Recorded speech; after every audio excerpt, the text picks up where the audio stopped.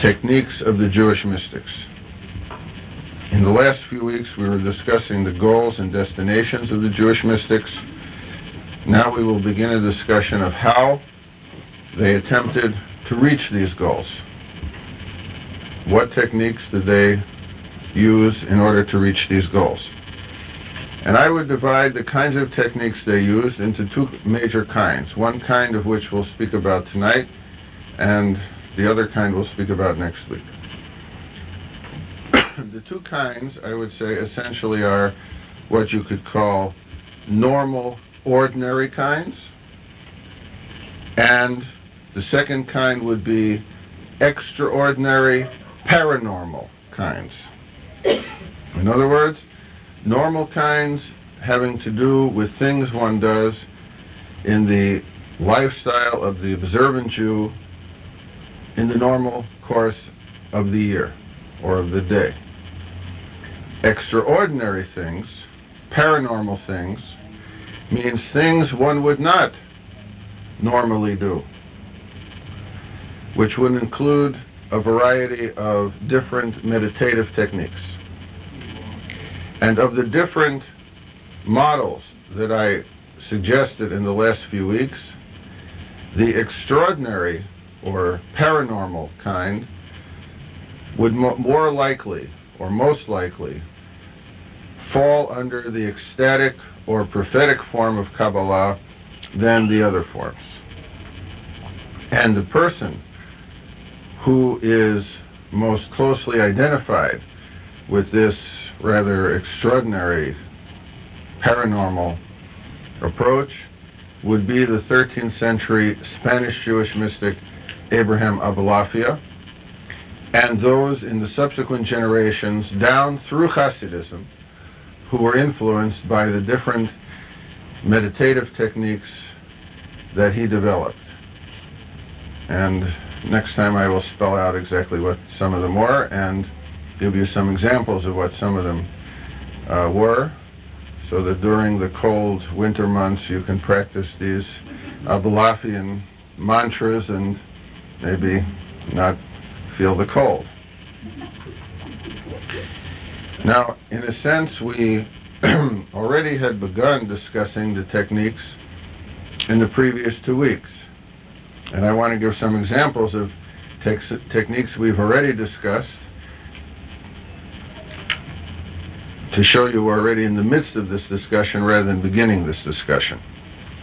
One example which we discussed last week was the Zohar's understanding of the regular observance during the Passover Seder of drinking the 4 cups of wine. And we saw through the text of the Zohar, which, you know, if it were on television would have to get one of those X or something like this ratings, had to do with the idea that the drinking of the 4 cups of wine in the Passover Seder is not simply in commemoration of 4 different words that appear in the Bible relating to 4 types or 4 steps of the process of redemption, but rather refers to the Kabbalistic idea that actions done down here below, normal actions, like drinking 4 cups of wine at the Passover Seder, which all Jews do, brings about the harmony, the coupling, the sacred intercourse, if you will, of the Sfirot above. So here you have a technique. It's a very simple technique, and it consists of 2 very simple parts. One part is drinking the wine, and the other part is the intention in the mind while drinking the wine. The intention being that while doing the act, you are doing the act to bring about the goal of the bringing together, the harmony, what some scholars have called the sacred intercourse of the Sfirot above. So here there's no real meditative technique other than having in your mind while you're doing it this idea that you're bringing together the divine forces.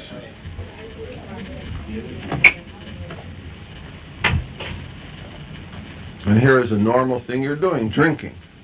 And I'll have some other examples of this later on. So what this leads us to is the idea that one of the major techniques for the Kabbalists in achieving some kind of mystical experience, viewed in the different models that we discussed, comes about simply through the observance of the normal and regular Jewish rituals and laws, the observance of the regular biblically ordained holidays. I'm not talking here about the Kabbalistically ordained holidays or customs. You have, for example, a Kabbalistic holiday called Yom Kippur Katan, Little Yom Kippur, Little Day of Atonement, which is observed around the time of the new moon and is connected to this discussion we had from the Talmud last week about having repent for God's sin of shrinking the moon. Or you have certain Kabbalistic rituals like the Tu B'Shvat Seder. Tu B'Shvat is already mentioned in the Talmud, in the Mishnah, that it's the New Year of the trees, our Jewish Arbor Day. The Kabbalists introduced the Seder, like on Passover, for Tu B'Shvat. And one of the ideas in there is that by eating different things at the Tu B'Shvat Seder, like drinking the glasses of wine at the Passover Seder, you bring about certain things upstairs. They started doing that in the Jewish days. Yes, I know. 300 years late, but, you know, they're rather slow over there. They started last year. So, there were certain rituals introduced by the Kabbalists. I'm not talking about this. I'm talking about normal things. So the idea is that through doing these things that are part of the normal ritual lifestyle of the observant Jew, it brings about some kind of mystical experience, particularly if it's done with the right intention. In other words, with the intention that you understand that it's a means to a goal. The goal is some kind of mystical experience, whether you're talking about cohesion to God, whether you're talking about theurgy, bringing about changes in the divine, whether you're talking about bringing down the divine flow, effective model. But the normal things are suggested to have these kinds of effects. So here you have nothing paranormal, nothing extraordinary, just doing the things. And one of the big examples I can give you of this idea, that the normal things bring about, that normal experiences bring about extra normal results, is one of the most important books in Jewish ethics written by the Kabbalists, Sefer Sha'arei Kedusha, The Gates of Holiness, by the leading Lurianic Kabbalist, Chaim Vital Calabresi, where he says, point blank, by doing the regular commandments with the right intentions, and by developing, cultivating the right moral virtues, you bring about the mystical experience.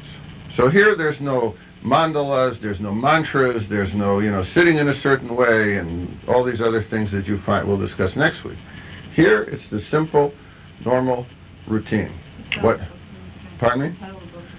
The title, it's not translated, unfortunately. It's not translated? No. It's in a fairly simple Hebrew, actually. Yeah, it's Gates of Sanctification. Gates of Sanctification, and the fourth chapter of this book was considered so holy it was only printed for the first time a few years ago. There's a lot of, mystical stuff in here. Just let me make one more point, then I'll take questions. The point that I would like to make is that when the Kabbalists inherited the Jewish rituals, laws, and traditions from those that came before them, you had the idea in the Talmud that you should not seek reasons why you observe what you observe. The Talmud generally discourages this. You should do it because you should do it. The Talmud puts it, Sechar mitzvah mitzvah. The reward of doing a commandment is that you do the commandment. You shouldn't ask questions about it. You should do it because it's commanded. That's the meaning of it. And that the observance of the commandments and the rituals are ends in themselves. In the Middle Ages, a new idea came in, both amongst the philosophers and the mystics. The new idea was almost a heretical idea compared to the Talmudic idea. The new idea was that the commandments are really not ends in themselves, but means to another end. Then the question became, what is the other end, and how are they means to the other end? And this whole issue of what is the rationale, what is the meaning, what is the purpose of the various commandments is called in Hebrew, which is one of the big issues for all of Jewish philosophy and mysticism in the Middle Ages in particular, the issue which in Hebrew is called Ta'amei HaMitzvot, which means the reasons for the commandments. Now, the philosophers took the position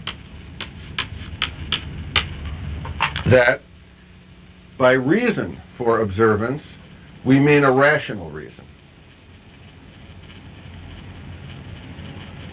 So amongst the Jewish philosophers, they tried to find rational reasons for why you observe the various commandments.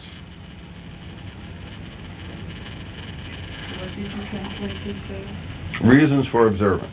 Just like still not eat, the whole thing about not eating pork because it's disease or anything like that. Like, so Trichinosis. You have the right idea, wrong disease. Trichinosis. It's mentioned in passing by Maimonides. Yeah, something like this. And what the mystics do is they also develop the Ta'amei HaMitzvot in their own way. So for the mystics, what is the reasons for observance? That you are led to cohesion with God, or that you make some impact on the upper worlds, or that you draw down the divine force from the upper worlds. That's the reason why you do them. And so the goal becomes communion with one of these things we discussed, communion with God, for example. And the commandment is no longer an end in itself, it's rather a means to attaining that end. And therefore the reason you do it is not simply to do it, but to attain that end. Now, the point I wanted to make is that what the Kabbalists did, which the philosophers did not do, was to reinterpret the entire Jewish pattern of ritual observance based upon all the ideas of the Jewish mystics. So in other words, in the Talmud, the observance of the Sabbath is essentially because it's a day of rest. You have to rest. For the Kabbalists, observance of the Sabbath brings about the harmony in all of the different spheres of existence. So it's a totally different thing. And it infuses into the Jewish ritual lifestyle many, many more levels of meaning than existed there before. So in other words, it enriched the structure of meaning for the Jewish lifestyle. If you're drinking a glass of wine at the Seder, Passover Seder, and it's just a glass of wine, for some people it's enough. But for many people it's too prosaic. It's too unleveled. It's too boring. They want more meaning to this. So if by drinking the cup of wine you're bringing about the sacred intercourse amongst the Sefirot, well, maybe that is more attractive to some people than others. Or to give you a simple example, how they reinterpreted a very simple ritual or custom. It's not really a ritual. It is already mentioned in the Talmud that on the Sabbath, when you're making the kiddush, the blessing over the wine, you should pour some water into the wine. It's mentioned in the Talmud. Now my guess is that the wine they had was so bad They had to dilute it. I mean, I don't want to, knock, I don't want to be called an Israel basher, but Israeli wine is not the best wine in the world. If you're having a gourmet dinner, you don't serve Israeli wine. And it's not because it's too strong. Whatever. But Chateau Rothschild is not Israeli wine. So that may be why they did it. Along come the Kabbalists. They see this tradition in the Talmud. So what do they make of this rather prosaic, simple thing? I say, well, the Sabbath is not simply a day of rest. It's a day of the cosmic harmony. It's a day of the sacred intercourse. So to begin the Sabbath with the Kiddush, we need some symbol of the sacred intercourse. So what's the symbol? That the wine, which is red, symbolizes the Mayim Nukvin, the female waters. And the water, which they said, it's not white, but symbolized by white, represents the Mayim Dichrin, that's Aramaic, the male waters. Which water? Male. No, M-A-L-E, not M-A-I-L. I know, but which wine? Which? The white wine? No, the red wine. It could be any wine. Hasidim, let me leave the wine for a minute. So the idea is that you're bringing about a kind of symbolic intercourse, symbolic orgasmic business there with the male waters and the female waters, out of simply making the Kiddush. All you're doing is you're drinking the wine, you're putting a little water in, and they make it into this whole orgasmic business. So they're increasing different levels of meaning. So what I'm trying to say, or the Passover plate we discussed, referring to the different sefirot, what the Kabbalists did was to take the rituals that existed before and give them a tremendous injection of new levels of meaning to make them, mean more than they did before. Because they felt that the philosophers had made things overly rational, stale, distant, philosophically elegant, but not really grabbing the people. What the mystics tried to do is to infuse, to inject some other levels of meaning of what's going on in doing the normal, in performing the normal rituals and the normal commandments. And the way they did this was by linking them to their idea of communion with God, linking it to the idea that you make an impact on the world above, and linking it to an idea that you bring down the forces from above. Okay, Mr. Hoffman? I had understood, I think at least in the Kabbalah, that the idea is completely sort of an ongoing long-term process. To refer to the drinking of the wine at the Seder is creating a mystical experience. Would the person drinking the wine with the appropriate Kabbalah actually right there on the spot get some sort of mystical gratification? Yes, but it depends on what you mean by instant mystical gratification. Remember, we discussed Kedushin's idea of the normal mysticism, the conscious awareness of the presence of the divine.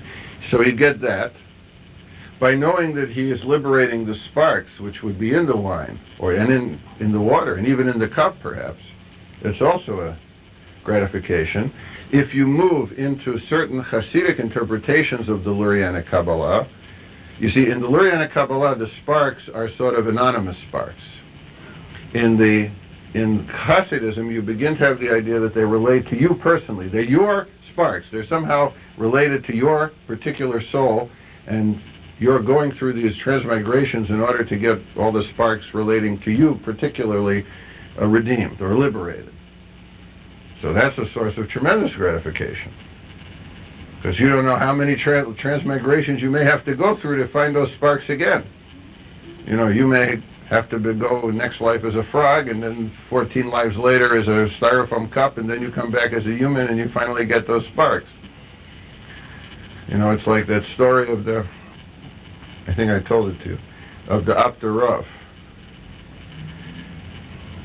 about when he believed he lived previously.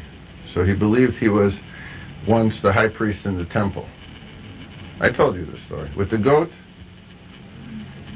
And on Yom Kippur, they would send a goat, they would the scapegoat, they would throw it down the rocky steep. And, it would take the sins of the people on it. So one day the Apter Rav was teaching a class, a goat ran by the window. He started to laugh. The student said, "Why are you laughing?" He says, "When I was in my, third transmigration," something like this, "and I was high priest of the temple, I was about to throw this goat down the rocky steep, and its horn slipped out of my hands and it ran away. And for 7 transmigrations, I've been wondering what happened to that goat. And the goat that just passed by, that's the goat. So now I found this goat." So that would be a great gratification, simply by drinking the wine at the Passover Seder. I mean, you wouldn't necessarily see visions, but that's another story. That's already paranormal. Yes, sir. You answered along to one of the questions I was going to ask, but that brings me to another question, namely this. The mystical experience, are we to view that as what could be just an intellectual, rational, if you please, answer? In other words, we're changing the meaning. The philosopher said do it for the sake of doing it, and the mystics are adding a meaning to it. Now, is that meaning the experience, the mystical experience, or is there another psychological involvement in experience in feeling, or, feeling, let's say? All of the above, except you're not representing the philosophers exactly the way they had it. They had a meaning. They just didn't say just do it to do it. They said you have a rational meaning often to do it. But a rational meaning is very different than a mystical meaning. A rational meaning would be, for example, that it helps you in your self-improvement, moral self-improvement, or it helps society. The mystics would say that's very nice. You have to have individual self-improvement. You have to help society. But that's a secondary effect. More important is achieving the cohesion with God, or making an impact above, or bringing down the forces from above. So what I'm saying is the mystical experience cannot be looked at in a monolithic way, as one type, one form. Many forms, types, and many degrees of intensity. Normal and paranormal. So it could simply be that you say the blessing and you are aware psychologically, intellectually, however you want to put it, of God's presence. Or it can mean that you believe you're taking a trip to some other world, some other dimension of existence, or even to the world to come, which some of them, believe that the distinction between this world and the world to come is an illusion, and the distinction between us and God is an illusion, and where you have these tremendous visions and you see all these tremendous truths, and then you somehow come back.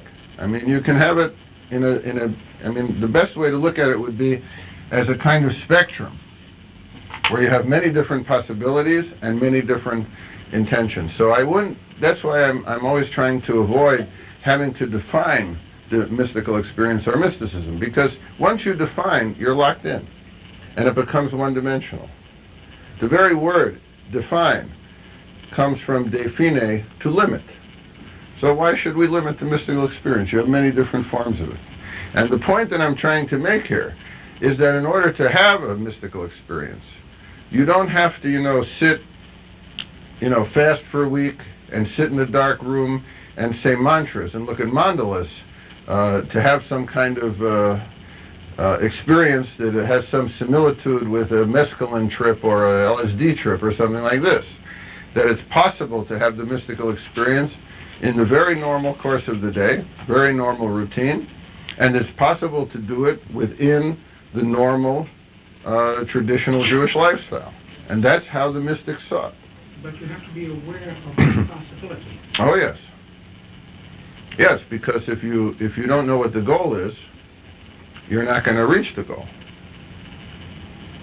Not necessarily if you know what the goal is, you're going to reach the goal, but at least you'll begin the process to get there. Sure. And for them, you do it in a certain framework.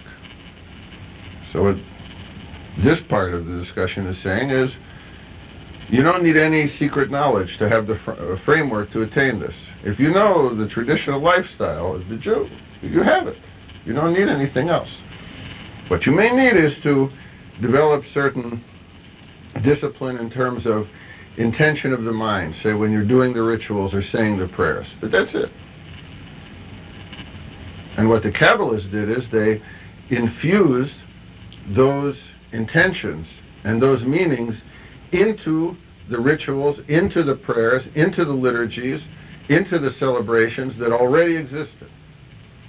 They did some things outside of the cycle, but they just infused it into what already existed. So Jews are already observing the Passover Seder. They're saying, well, while you're doing it anyway, here's an added 14 levels of meaning for you. And when you're doing this ritual that you thought was this, you're also, accomplishing all this other stuff. That, I think, is part of the genius of the Jewish mystics and why they succeeded in reaching the masses of the people, why their ideas succeeded in reaching the masses of the people, while the philosophers did not. Because the philosophers are talking about ideas and leaving it as ideas. The mystics are taking their ideas, which I think, as you may admit, are no less sophisticated and no less complex than the philosophers, and they're giving it a form of expression in the rituals, which reaches the people. The mystics, the Kabbalists knew before, they didn't need Marshall McLuhan to come along and say the medium is the message. They knew the medium was the message. So if you reinterpret the mediums that you have, which are the rituals and the Seder plate and the wine and all this other stuff, so you have the medium and they add their message. And that's why it was able to percolate down to the people, because the people can not only think the mystical thoughts, they could do the mystical things. It's sort of like performance art.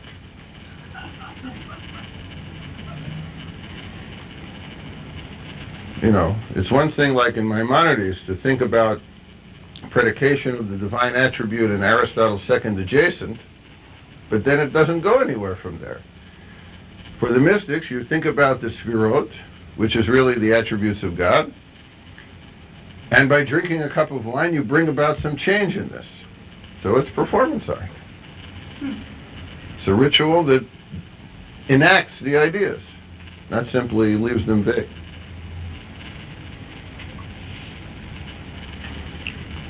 Okay, any other questions?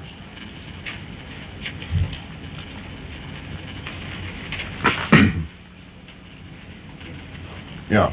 If someone is doing what he's supposed to do, drinking the wine and following the religion, without intention of bringing about anything up above, will that happen? Well, what happened? It'll bring the stuff up above? Yes. It could, but probably not. You see, from the time of the Talmud, one of the big issues in Jewish law was the issue what the Talmud called mitzvot tzrichot kavanah o lo. Does the observance of the commandments require the right intention when you're doing them or not? So, for example, if you have your mind on other things when you're praying, you have an obligation, say, to pray 3 times a day.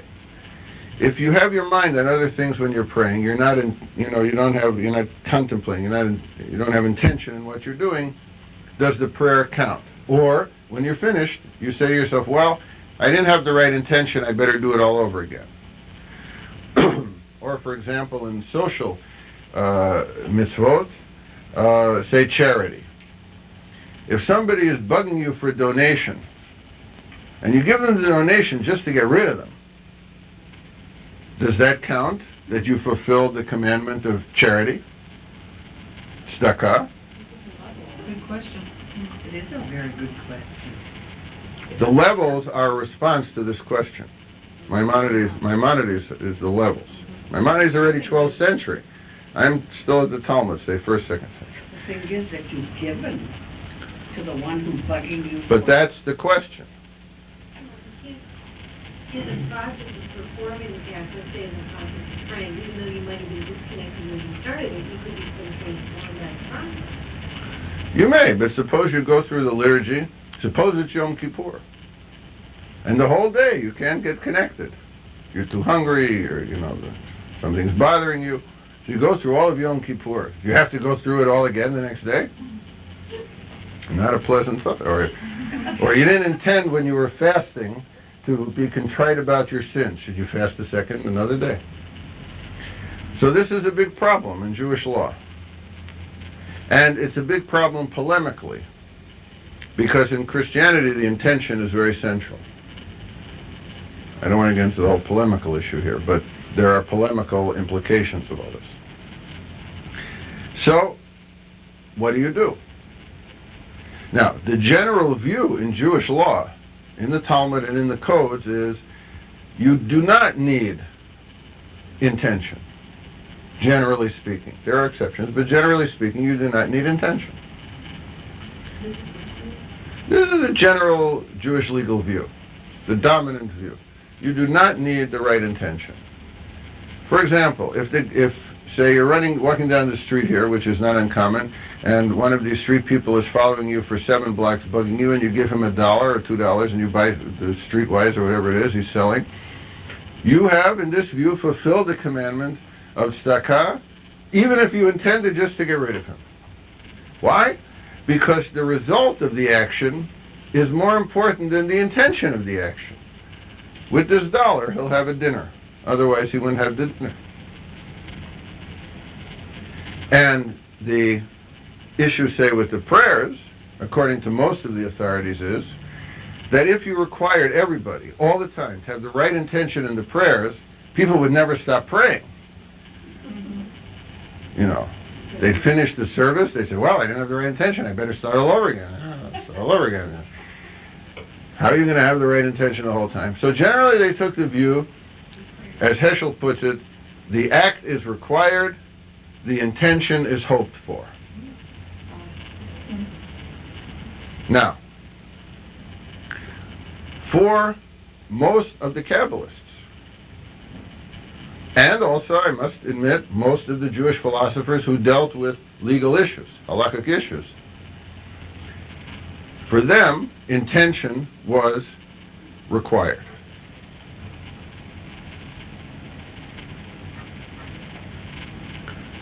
Because without the intention, the act is incomplete.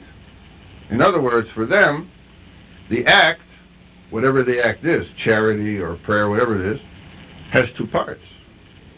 The act and the intention. And if you don't have both, it's incomplete.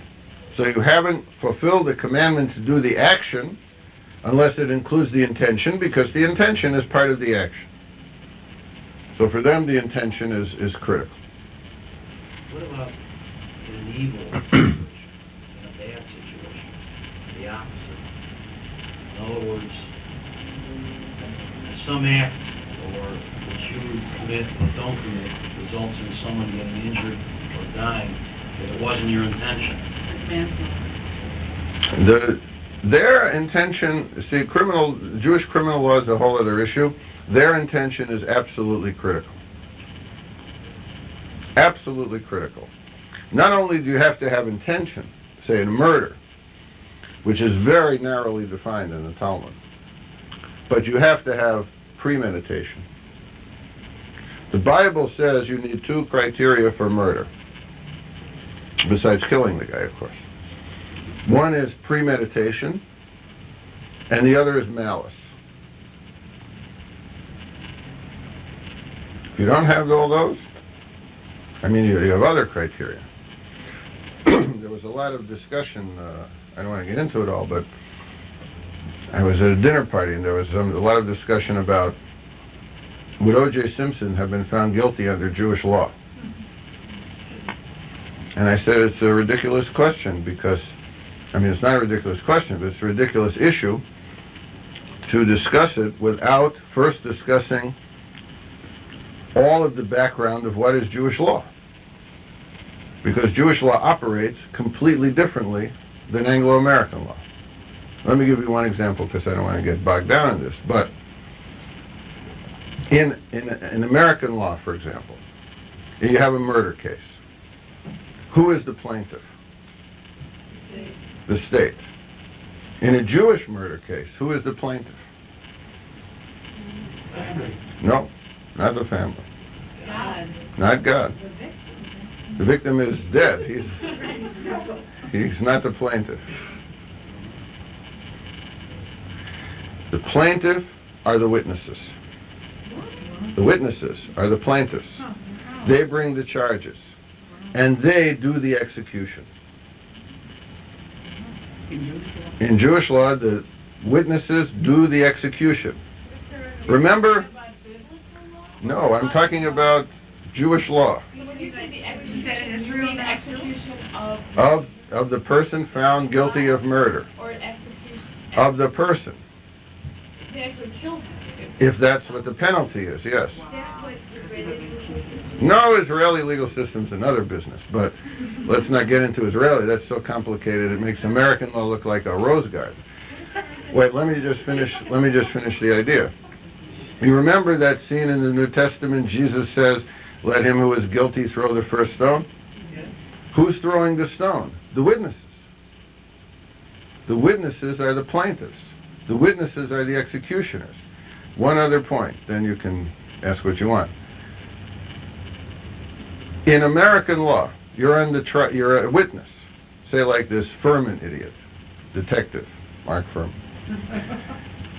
And you perjure yourself on the witness stand. You tell a lie on the witness stand. What's the penalty for perjury? Here? In American law. Fine. Sometimes it's a fine. All right, it's statutory, right? There's a set thing, right? You go to jail, you pay a fine, that's it, right? Meanwhile, on the basis of your testimony, the other guy could be killed, right? Electrocuted, whatever. What is the penalty for perjury in Jewish law? Yes. The penalty is that if you lie, the punishment that the defendant would get on the basis of your testimony, you get. Instead or in addition? In addition. Even if he gets off. So it's not like you're being killed because you in effect killed him, even if he's innocent. It's a big, big encouragement for people to tell the truth. So if you had a legal system like this in the United States and it worked, you can imagine the implications. And if you're a witness and you know that if the guy is convicted, you have to actually flip the switch in the electric chair, another story. If you're a witness against a person in a case and you know if you're lying and they find out, you get the same penalty that you wanted to give to this guy. You think twice before you lie. So you have to compare apples and apples, Because I know a rabbi here in town, I won't mention who, on Yom Kippur, day after the verdict in the Simpson trial, got up in front of his congregation and said, well, according to Jewish law, Simpson would not have been found guilty because in Jewish law we do not take into consideration circumstantial evidence, which may be true, but is irrelevant. Because if this Furman, when he testified, knew that he would get what he wanted Simpson to get, maybe the testimony would be different. If the witnesses knew that they would execute the person, Jewish law that there was no witnesses. then there would be no trial. As long as a Jewish man. No, this is for homicide. Women are not witnesses. Women can be witnesses. Under what system? In criminal cases, they can be witnesses. As a matter of fact, sometimes they're better witnesses than men, for reasons I don't want to get into. So in civil cases, they're not witnesses? No, in certain kinds of cases where they're verifying certain things, they cannot be witnesses, like witnesses to a marriage contract, witnesses to a document. But witnesses to something that happened, sure. They can. Sure. So if there was no witnesses and there was the last person... If there is no witness, you go to what's called not homicide but manslaughter. And they had what were called the arei miklat, the cities of refuge. And if you killed somebody, you had to run to one of those cities and wait for a general amnesty. And the general amnesty occurred when the high priest died. Then there was a general amnesty. Because the family was allowed to knock you off if they could prove that you were guilty. So it's a Jewish law is a total, we have a lot of stuff going on in these Jewish advocacy organizations trying to show that Jewish law and American law are the same and have the same values, and it's nonsense. It's total nonsense. The whole foundation of American law is the idea of rights. All of American law is based on the idea of rights. What happens if there's a conflict of rights? What are your rights? Is it a right? Jewish law, you hardly have a concept of rights.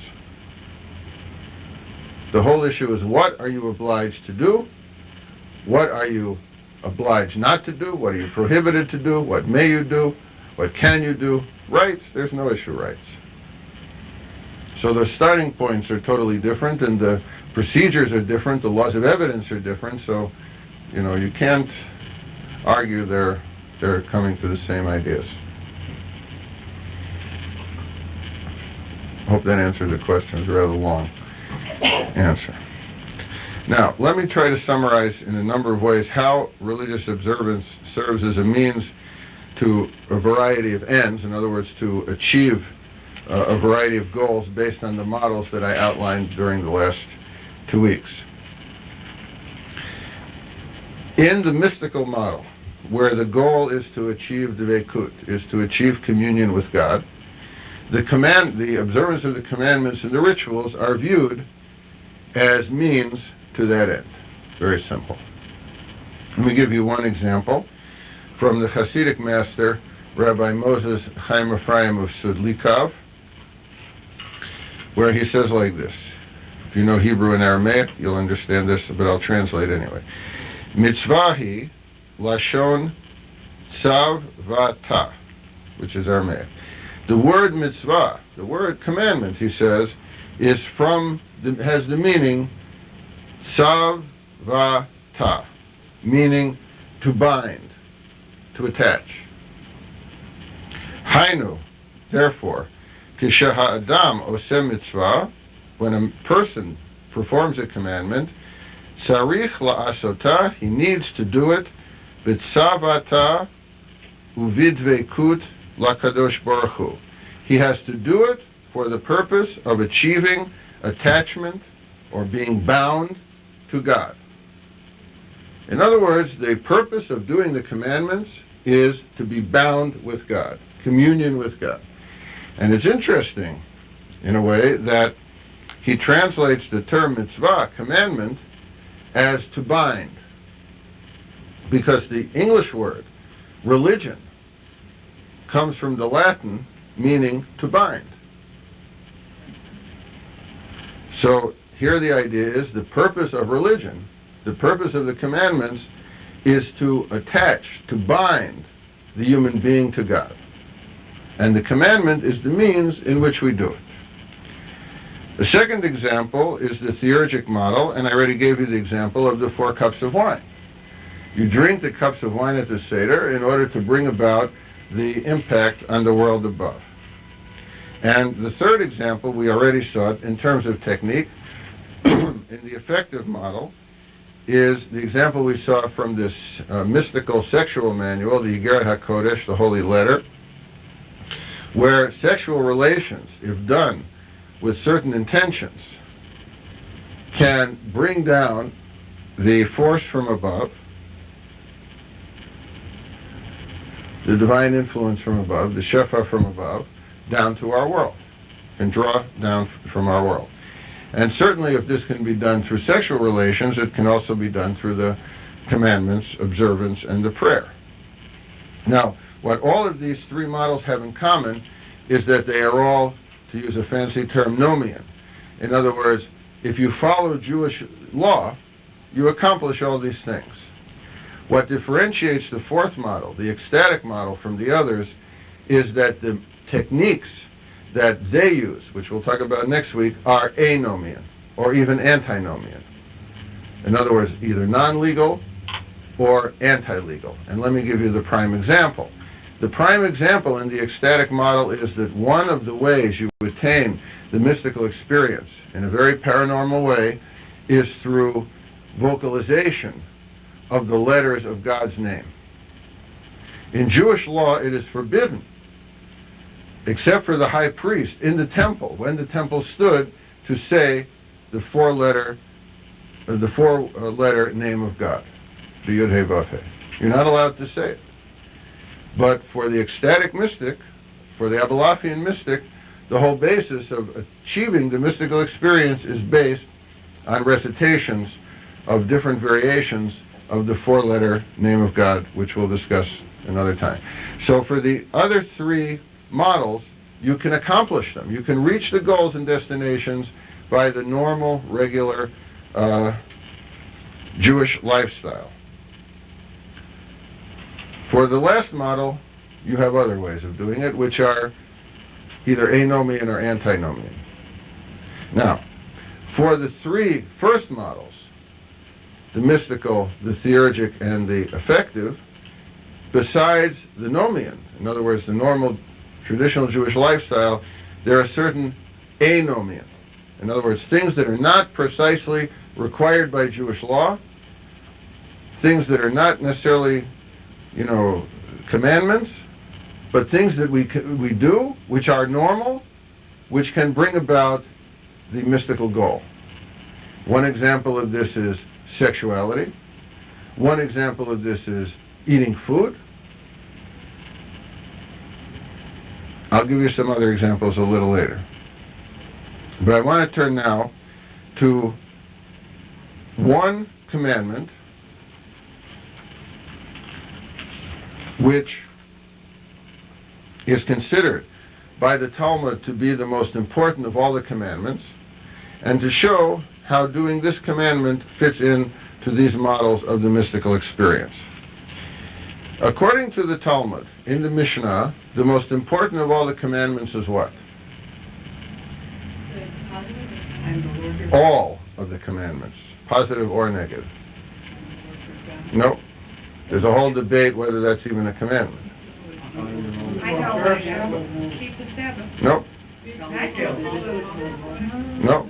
Wow. Honor your mother and father. No, because be fruitful and multiply is only on men. Is only to men. Keep the Sabbath only for men? No idol worship? Yes, that's why women can use birth control things and men shouldn't. Oh, okay. So we could drive. Drive? Drive? What is the most important of all the commandments? No idol worship? That's according to Maimonides. Is it in the top 10, top 10, or not? You mean in the Big Ten? Big Ten. It's in the top 10. It's number one, but it's not. No, it's not in the Big Ten. Ah. As a matter of fact, it's not even in the Torah. To love God. Nope. Give charity. Nope. This all shows how Americanized you are. Oh, no. Really. To pray. Nope. To study. Ah. Very. It's in the Mishnah. It's mentioned in the liturgy every morning. It's from the Mishnah, tractate Peah. It's in the first chapter there, and it's in the liturgy. It's recited in the prayer book every morning. If you would have Not said, necessarily. What's the most important for a Jewish family? I didn't say family. If you would have said that, we would have known it was You would? I don't know if we would. I don't see everybody doing it, If it's so important, I would see everybody doing it. Huh. part of being so grounded. This quote from the Mishnah, this quote from the Mishnah, Peah, chapter 1, is in the morning liturgy. right before the morning blessings. Elu hadvarim she'ein lahem shiur. These are the commandments where you can do them without measure. There is no specific measure how much you have to do them. Honoring the parents, visiting the sick, and this and this. They give a whole list. And then at the end it says, V'talmud Torah keneged kulam. And the study of the Torah is greater than all of them. So according to the Jewish codes, for example, if the parent, because somebody said honoring the parents, if the parent says to the child, do something to honor me, and the child is studying, the child is permitted to say, I'm studying. You know, the parent says, get me a glass of water. Child says, I'm studying. Not allowed to say, don't bother me, I'm studying, but I'm studying. The parent would have to get it themselves.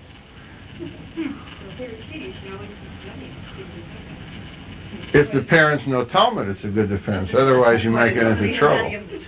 Only study of the Torah, that's right, of course. What is it again? Kulam Kulam meaning all of the other commandments. All the other commandments say that I'm shiur. No, all the other as interpreted by the codes, is all the other commandments. All the other commandments. For example, prayer. And here's the big issue the Hasidim were all, worked up about. Because the Hasidim said, the Baal Shem Tov said, the rabbis are so busy studying, they forget there's a God in the world. My view is, I wish today the rabbis would be studying. Then, they once said, so you had the great opponent of the Hasidim, the Gaon of Vilna, right, in Lithuania. He said, well, you should study the whole day. Minimize the time you spend in the prayers, because if you're praying, you're taking away time from study. Some of the halakhic authorities said, don't say all of these liturgical poems you have in the prayer book, because it takes too long, takes away time from study. There's a story, the Gaon of Vilna was once asked, he studied like 20 hours a day. He was locked up in this little room and studied 20 hours a day, his whole life. And that was not unusual, but he was really one of the greatest of all Jewish scholars. So they once said to him, why do you study 20 hours a day? He said like this, if I didn't study 20 hours a day, the other rabbis in Vilna, in Lithuania, would be embarrassed unless they studied at least 18 hours a day. And then the rabbis in Poland would be embarrassed unless they studied at least 16 hours a day. And the rabbis in Germany would be embarrassed unless they studied at least 10 hours a day. And the rabbis in France would be embarrassed unless they studied at least 5 hours a day. And the rabbis in England would be embarrassed unless they studied at least 3 hours a day. And the rabbis in America, then they would be embarrassed unless they studied at least 1 hour a day. So if I didn't study 20 hours a day, the rabbis in America would never open a book.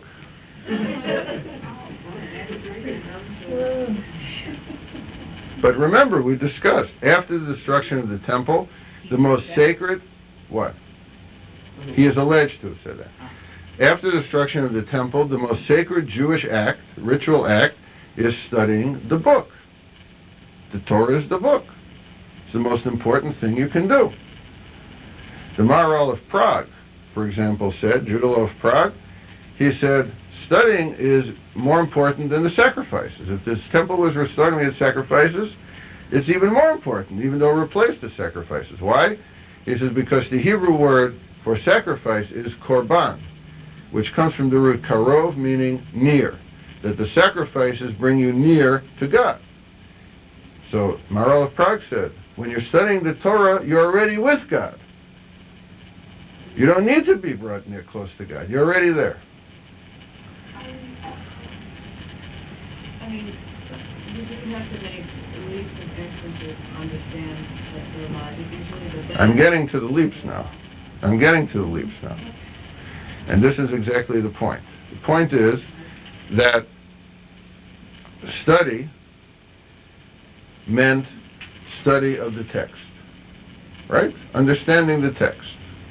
The Bible, the Talmud, whatever it is. Here again, the mystics take an act like studying, and they say there are many different dimensions of meaning to study. It's not simply an intellectual thing. Some even take the position it's not even essentially study. It's not even essentially an ethical, an intellectual thing. A rather radical position. So if it's not, what is it? So one view is that study, like all the other commandments, is not an end in itself, as it would be for the Talmud, as it would be, say, for the Gaon of Vilna, but rather study is a means to another end. So using the mystical model, study is a means to dveikut. It's a means to communion with God. And we already saw an example of this. You remember what it was? The very first text we studied. The text of the scholar and the Torah. The guy and the girl, in the princess in the palace. That's the purpose of study. Communion with the Torah, intercourse with the Torah. And who is the Torah, according to the Zohar? The Sfirot. Particularly the Shekhinah. So the intercourse with the Torah in the Zohar text we looked at is the achieving of the dveikut, of the communion with God, through the text. In other words, the goal isn't anymore simply intellectually mastering the text. The goal is intimacy with the word in the text, and through that intimacy with God. Now, I'll be there in a minute. When you get to some of the later mystics, you find the idea that the presence of God is in the words of the Torah. And therefore the word becomes the rendezvous point for the meeting of the divine and the human. It becomes the place where the dveikut occurs. In other words, in this view, study is the means to achieving, or a means, not the only means, to achieving dveikut with God. So the Baal Shem Tov's position, which bothered the Gaon of Vilna, was the Gaon said, the major thing that you should do is study. And the Baal Shem Tov says, study is a means to communion with God, because you can meet God in the words of the Torah. What bothered the Gaon was not that. What bothered the Gaon was, number one, that the Baal Shem Tov made study a means to an end rather than an end in itself. And number two, what bothered him was that the Baal Shem Tov said study is a means, not the means. There are other means. Prayer is a means. Baal Shem Tov therefore stressed prayer, because prayer is a more accessible route to most people than study of the Talmud. That's what bothered the Gaon, because he viewed it as shifting the focus in Judaism from study to prayer. Look, which is more important in Jewish law, study or prayer? Study. And the proof is that according to Jewish law, if you have a synagogue building and you want to sell it to build a school, you are permitted. But if you have a school and you want to sell it to build a synagogue, you are not permitted. Study is primary. So the Baal Shem Tov is saying, okay, study is a vehicle, but not the only vehicle. But what the mystics are doing here too is taking study, an intellectual experience, and making it into a mystical experience. That through the letters of the text, God is in there. You see, in the New Testament, you have this statement you all know. In the beginning was the Word, and the Word was God. Right? Here's the opposite. In the beginning is God, and God enters the Word. And if you want to meet God, you can find Him in the Word, in the sacred Word. Now, for some of the mystics, you have a kind of version of the ecstatic view here, because for some of them, who else can you meet in the Word? Yourself. Because some of the mystics had the idea that each Jew has their own letter in the Torah. How do you find it? That's another problem. How do you find it? Which letter? Yeah, how do you find it? When you come upon it, you know it. And you enter that letter, and you find your missing sparks. You find who you are. It seems that prayer opened up to less knowledgeable people a way to commune with God. Because prayer was easier than to study the Torah.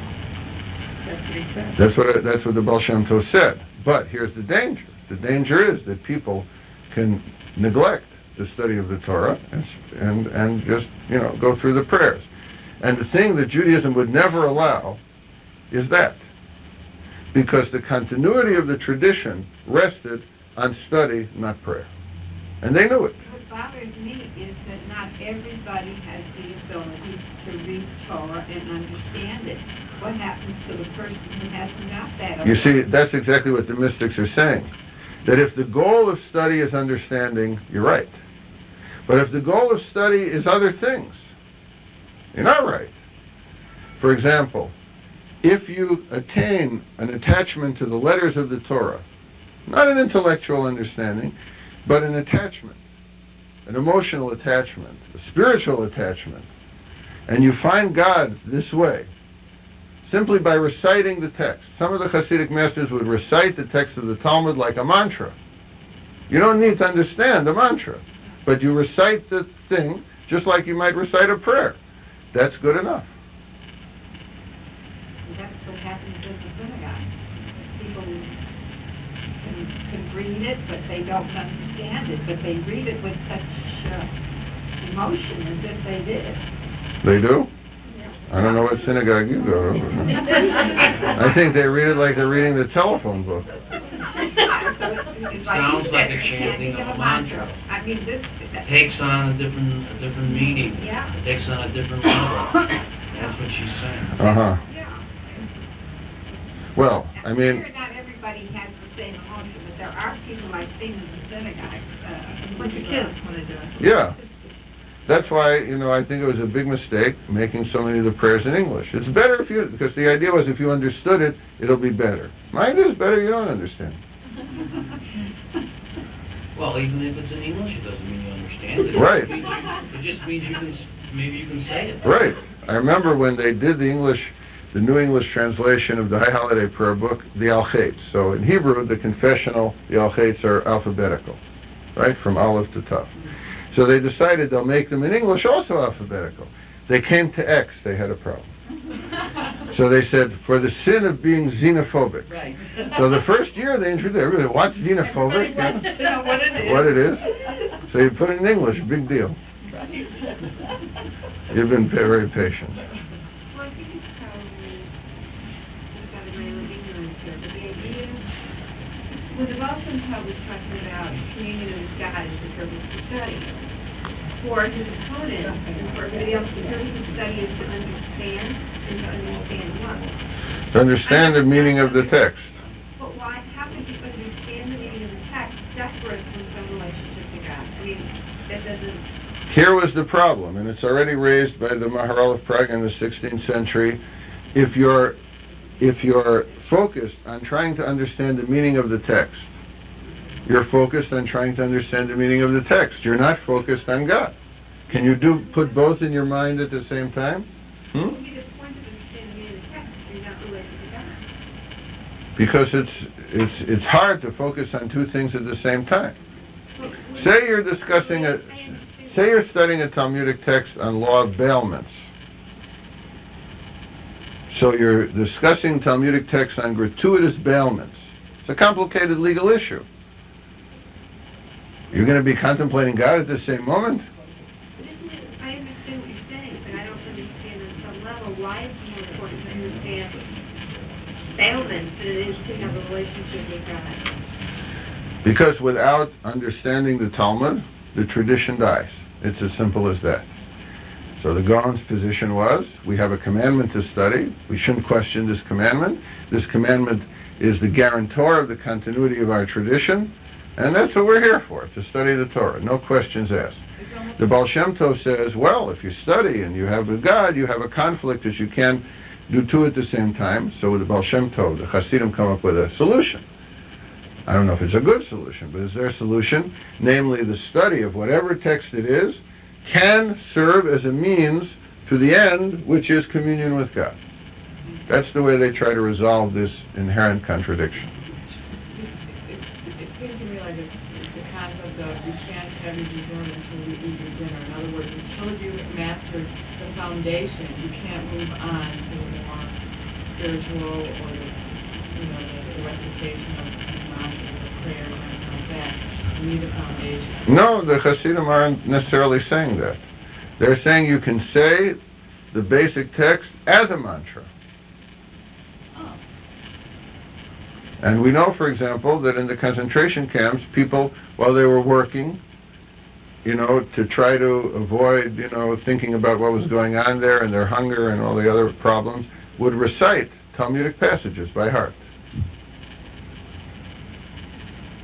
Almost like mantras. Wait, now you're saying Talmudic passages versus Torah? I don't want to say it again. The Torah, the Bible was almost irrelevant for them. The Talmud is the basis for everything. The Bible is just, like the roots. You don't see it. It's not really important. I know it's a product of your Israeli education.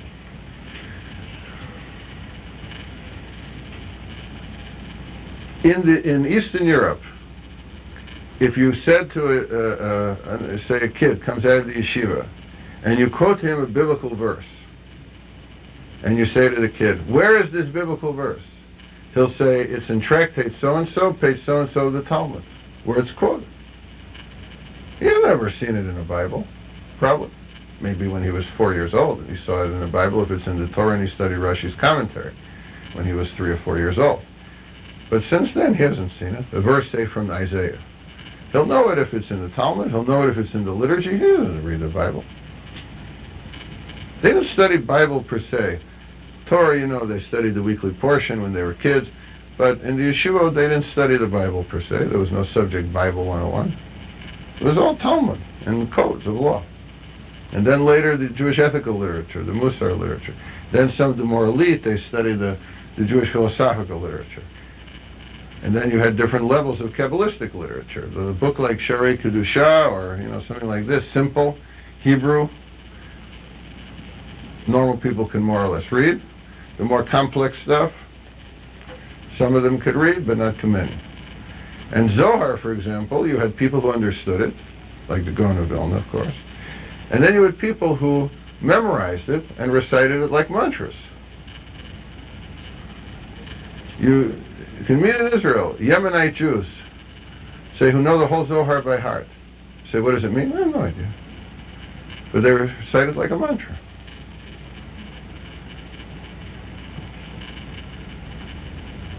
Yemenite Jews? Specifically Yemenite Jews. I'm jealous of them because they know how to pronounce the ayin. I have trouble with this, Yeah. You made a remark about 15 minutes ago about someone selling streetwise and you give them $1. Do you believe that's a test? A test of what? God testing the person to see whether or not they'll be kind? No, I don't. I don't, but there are very specific Jewish laws regarding charity. So, for example, I was walking up the street, we have our board meetings. The institution board of trustees meets at a very fancy Jewish club about 5 blocks from here, the Standard Club. So one night we had a board meeting, and I walked back here to get my briefcase. So it's about 5-6 blocks. 23 people stopped me, I counted, asking for money. So I was walking with one of our trustees. And to 3 of them I gave something, 20 of them I didn't give something. So he said, how come you gave to these 3 and you didn't give to the other 20? I said, because if you remember, these 3 all said the same thing. He said, no, I don't remember. What did they say? I said, all 3 said, I'm hungry and I haven't eaten. And according to Jewish law, if someone comes to you and they say, I'm hungry, I haven't eaten, you are obliged to give them on the spot. You don't, check. You don't check it out. If they, that's why I'm not, putting it in the newspaper, not putting it in the Tribune or something. But there are certain requirements in Jewish law where you have to do it at a certain time. And this, again, is the difference between the concept of tzedakah and the concept of charity. Tzedakah means you have to do it in certain circumstances, whether you have the right intention, whether you want to, whether whatever. You have to. You're obliged to. It's not a question of your rights, obligation. It's your obligation. In this circumstance, you have to do it, whether your intention is good or not. The concept charity means love. Or what's the other word we use? No, the other English word we use. No. Philanthropy means love of human beings. So you help somebody because you love them. Jewish law says no. You help them because they need it. Because you're obliged to do it. So then you say, well, that's very cold, you know. But then we have another level called Gemilut Chesed, which is acts of loving kindness. You do it if you wanted to do it. You even have limits in Jewish law, how much you can give away. How much you can give away, there are limits. Percentage, because if you give away everything, then you're an indigent, so what have you sold? What's the percentage? The percentage for normal people, by normal people is what we'd say today in English, middle class, is 20% of your net worth. You can't give away more than that. But for very wealthy people, you can give away more than that. I mean, if you have, say, like, I don't want to mention any name, say $1 billion, if you gave away 20%, you won't be starving. Right? You wouldn't be an indigent. No, taxes don't count. Yeah. I don't know where it comes from, that almost fundamental, very religious or fundamentally religious to almost tie the percentage of their income to the community, to the temple, to whatever religion. Yes, because that's based on what the people would give to the temple, and that would be sort of the normal income, the normal amount, percentage. Yeah. And you find it already discussed in, not already, but you find it discussed in Maimonides' code. And it's there, as was mentioned before, that he has the 8 levels of charity, which became the motto for the Jewish women's organization, ORT. The 8 levels. It's from Maimonides. If 10% is a tithe, what, 20%? Double tithe? Double tithe, whatever you want to call it.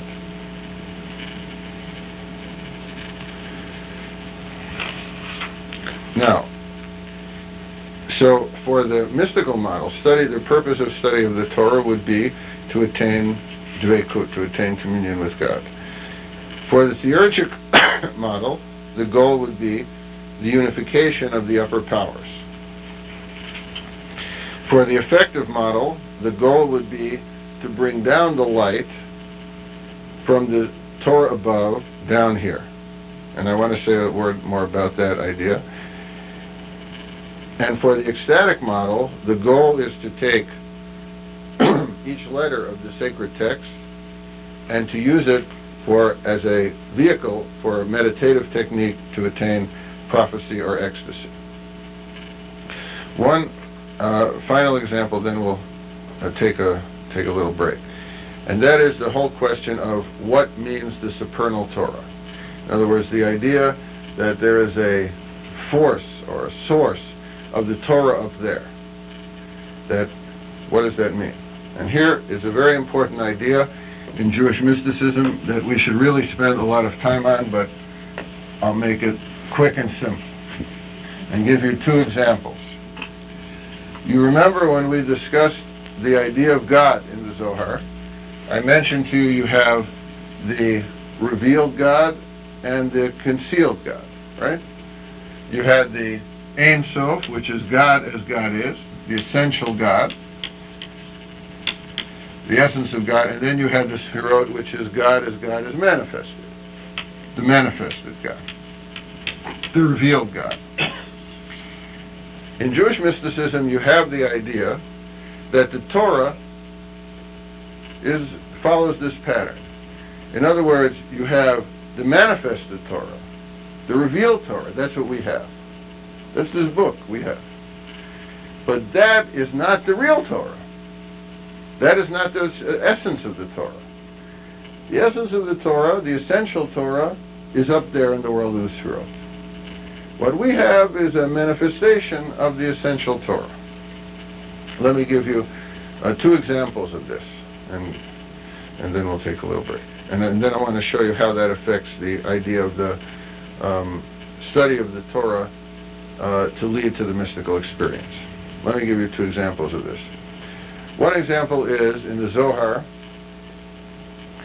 You have a discussion of the breaking of the tablets. You remember Moses goes up the mountain. He gets the Torah, 10 Commandments, written with the finger of God, according to the text. He brings the 2 commandments, the 2 tablets down, and he breaks the tablets, right? So the question is, how could he dare break the tablets?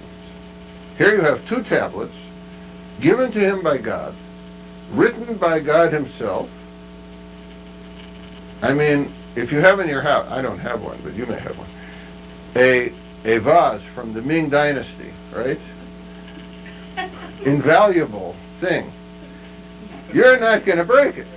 So if you have 2 tablets written by God himself, so you get a little angry, you're not going to break it. If you're angry enough, You might, I won't. Especially if it's not insured. Who cares about the value of it? Well, if it's insured, maybe, but if it's not insured, for sure I not. wouldn't either if it was God. So there's a whole literature in Jewish sources. Why did Moses break the tablets? Because he got angry. That, for them, they didn't buy that. That's too simple.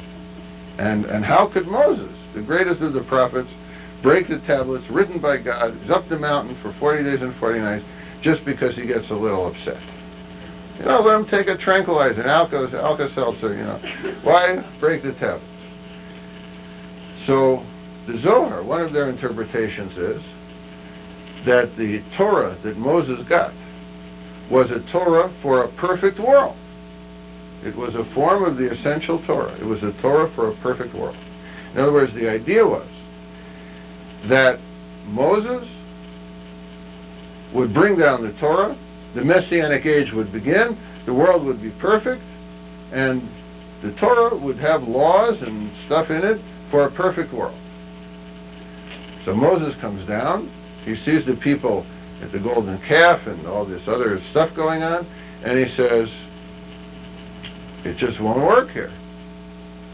This is a perfect Torah for a perfect world.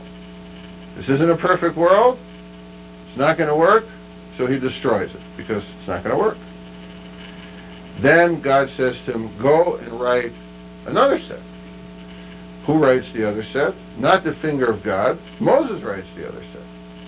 In other words, Moses writes the set. God says, you write the new tablets from what I told you before. In other words, it's God's word, but you write it, human form. So the second set of tablets is not divine, it's not the essential Torah, it's a form of God's word that is applicable to this world, which is not a messianic world, but a messy world, a corrupt world. So in the essential Torah, for example, you wouldn't need laws against murder, because in a perfect world people wouldn't murder. You wouldn't need laws about violence. You wouldn't have, say, laws of relating to koshering meat, because people wouldn't eat meat in the Messianic world. So the Torah that we have is not the essential Torah. It's a form for our world. And the idea is, in the effective model, that when you study the Torah with the right intentions, you can have contact with that essential Torah and bring down that force from above, and that essential Torah is connected into the world of the Sefirot. Yeah. But the tablet, on the tablet, it was written also. We don't know what was written on the first set. Because the idea is that the first, let me put, the essential, it's hard to say this because, there are different traditions here and I don't want to mix them up. But one idea is like this. The Torah existed before the world was created. You have this already in the rabbinic writings, in the Talmudic writings. So, if the Torah existed before the world was created, what form was in it? It could not be in a material form. There was no material world. It had to be in some spiritual form. So how could the commandments that relate to the material world have been in that Torah? And it's exactly the legend in the Talmud, in the Tractate Shabbat, page 89, I think it is, where Moses goes up to heaven to receive the Torah. And the angels say to God, what is this lousy human being doing here in our world, the heavenly world? And God says to the angels, he has come to receive the Torah. And the angels say, what? He has come to receive the Torah? This sacred book? And God says to Moses, all right, Moses, you answer the angels. So Moses says to God, what is written in the Torah that I am getting? And God says, you should honor your father and mother. So Moses turns to the angels and he says, listen, angels, do you have a father and mother? The angel says, no. He says, so what does this Torah have to do with you? Leave me alone. Says to the angels, says to God, what else is in the Torah? You shouldn't murder. Says to the angels, oh, do you murder? So what does that have to do with you? In other words, this version of the Torah we have is the Torah for our world. Now, one other example, and I think this is really a mind-blowing example, and it's found in a Kabbalistic book, unfortunately not translated into English. We're not really sure where it's from, called Sefer Tmunah, the Book of the Picture. And here you have the following idea. In the book of Exodus, there is a discussion of crop rotation. In other words, it says that you plant for 6 years, right? And then on the 7th year, you let the land rest, right? That's the sabbatical year. And that makes a unit of 7 years. And after you have 7 cycles of these 7 years, you have the Jubilee year, the 50th year, and in the Jubilee year, all the land goes back to its original owner. This was their attempt to prevent real estate magnates. Because after 50, when you sold real estate, it was for 50-year periods. It couldn't be longer than that, and the land would go back to the original owner. So, the Sefer Tmunah comes along and says, you think all God has to concern himself with is real estate? There must be a more deep meaning in this text, they said. So what could it be? So they said like this.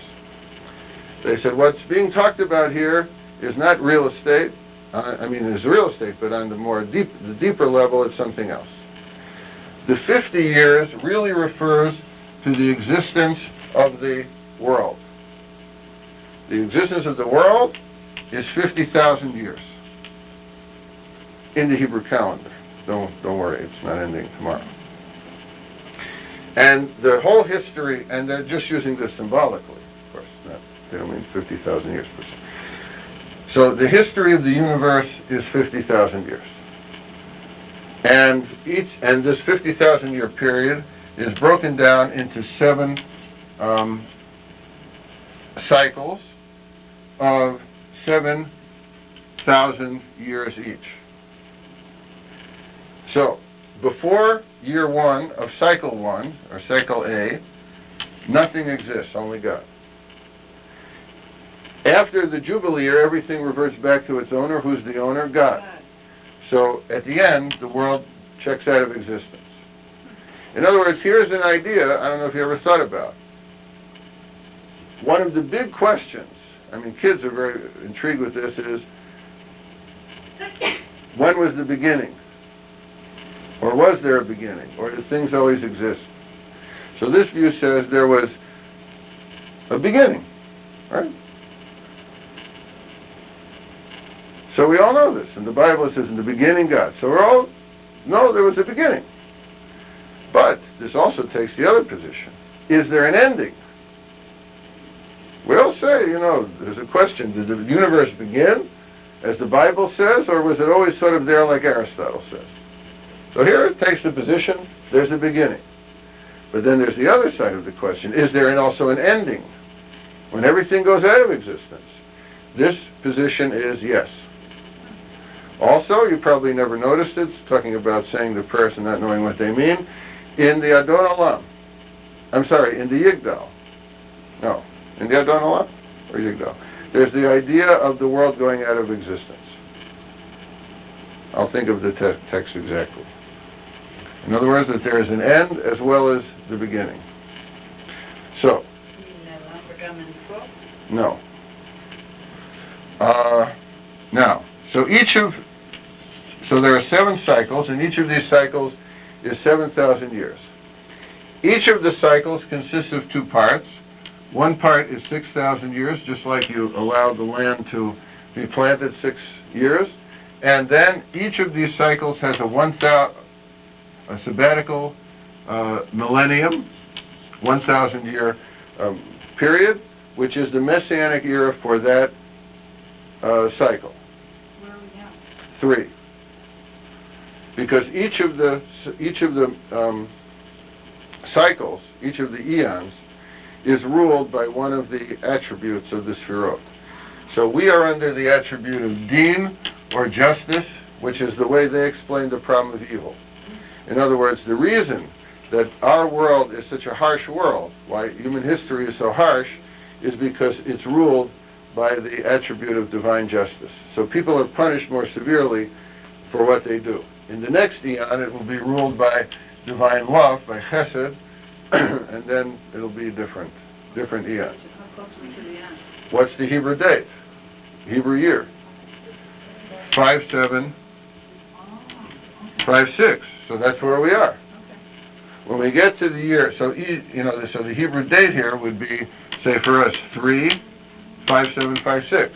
In other words, we're in the 3rd eon, 5056th year. When we get to the 6,000th year, we'll be in the Messianic period for our eon. Then will be the next eon, and that'll be under a different thing. Now, what does all this have to do with the Torah? Here's how. There was a Kabbalistic tradition, it's mentioned in many places, that the Torah, in its essential form, in other words, the Torah in essence, as it really is simply one long name of God. In other words, if you took the text of the Torah, you took all the letters in the Torah, and you put them in their right order, you would have the real name of God. Now, the idea is that in each of these eons, you have the same letters, which is the letters of the name of God. But in each eon, the letters are in a different order.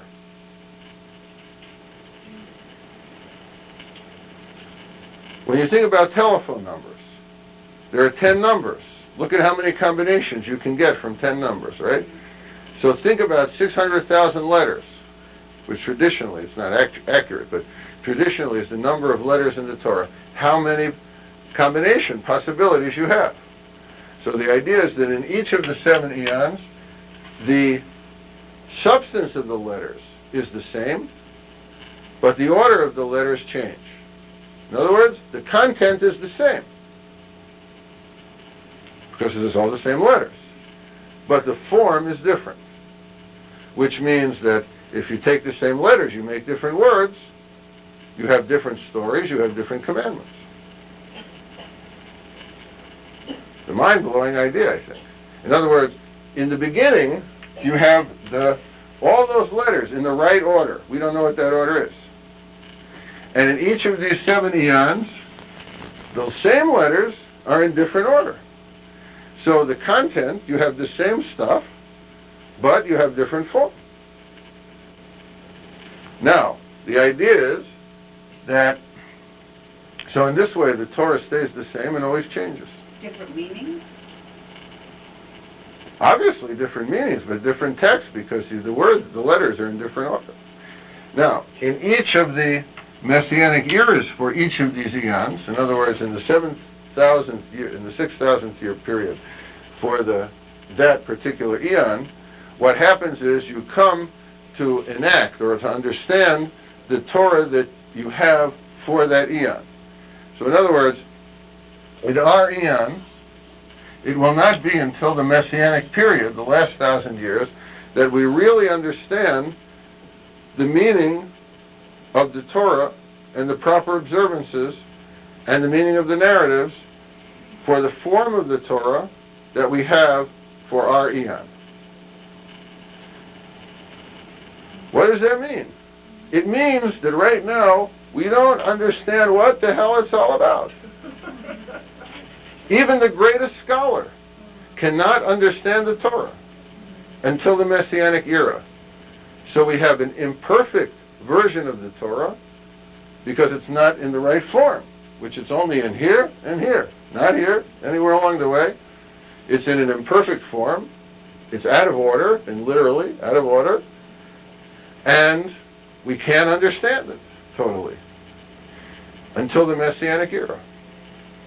So an example of this idea, we understand the Messianic era, is Levi Yitzchak of Berdichev, the 19th century Hasidic master, who said, in the Messianic era, we will understand not only the letters of the Torah, but we will also understand the white spaces between the letters of the Torah. And I like to quote this idea at scholarly conferences. Because at scholarly conferences, all these big shot professors get up, and they think they know everything, and you say to them, but until the Messianic era, you don't know what the hell you're talking about. They don't like that, but it's a very humbling idea. No matter how much you study, you don't know the meaning of the text. And the text that we have, the form we have, is a form which is particularly relevant to our eon, to our world, to the dimensions of our existence.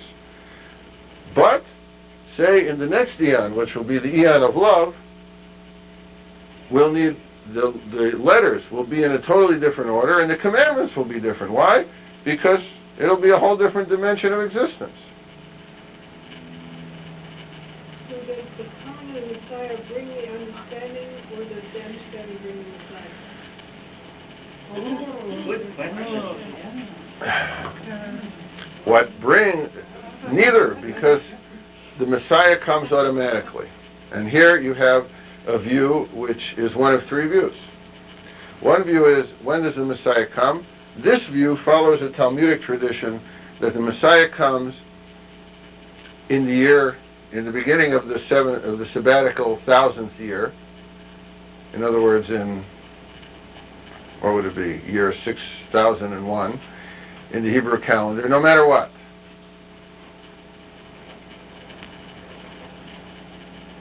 Then you have another view, which is the Messiah comes when God decides to send it. Then you have the other view, is we bring the Messiah, which is a very Kabbalistic view, Lurianic view.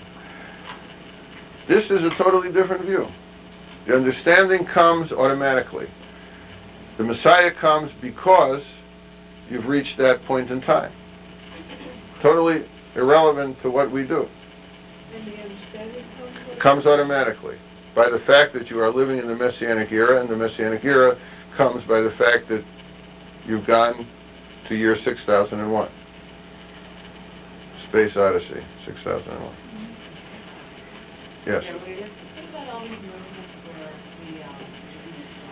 they believe that the Messiah is somebody who's living, like they can't separate over the past few years, where it's a great rabbi and they believe that he's like the Messiah. I mean, It's a very old tradition. It's nothing new. It's nothing new at all.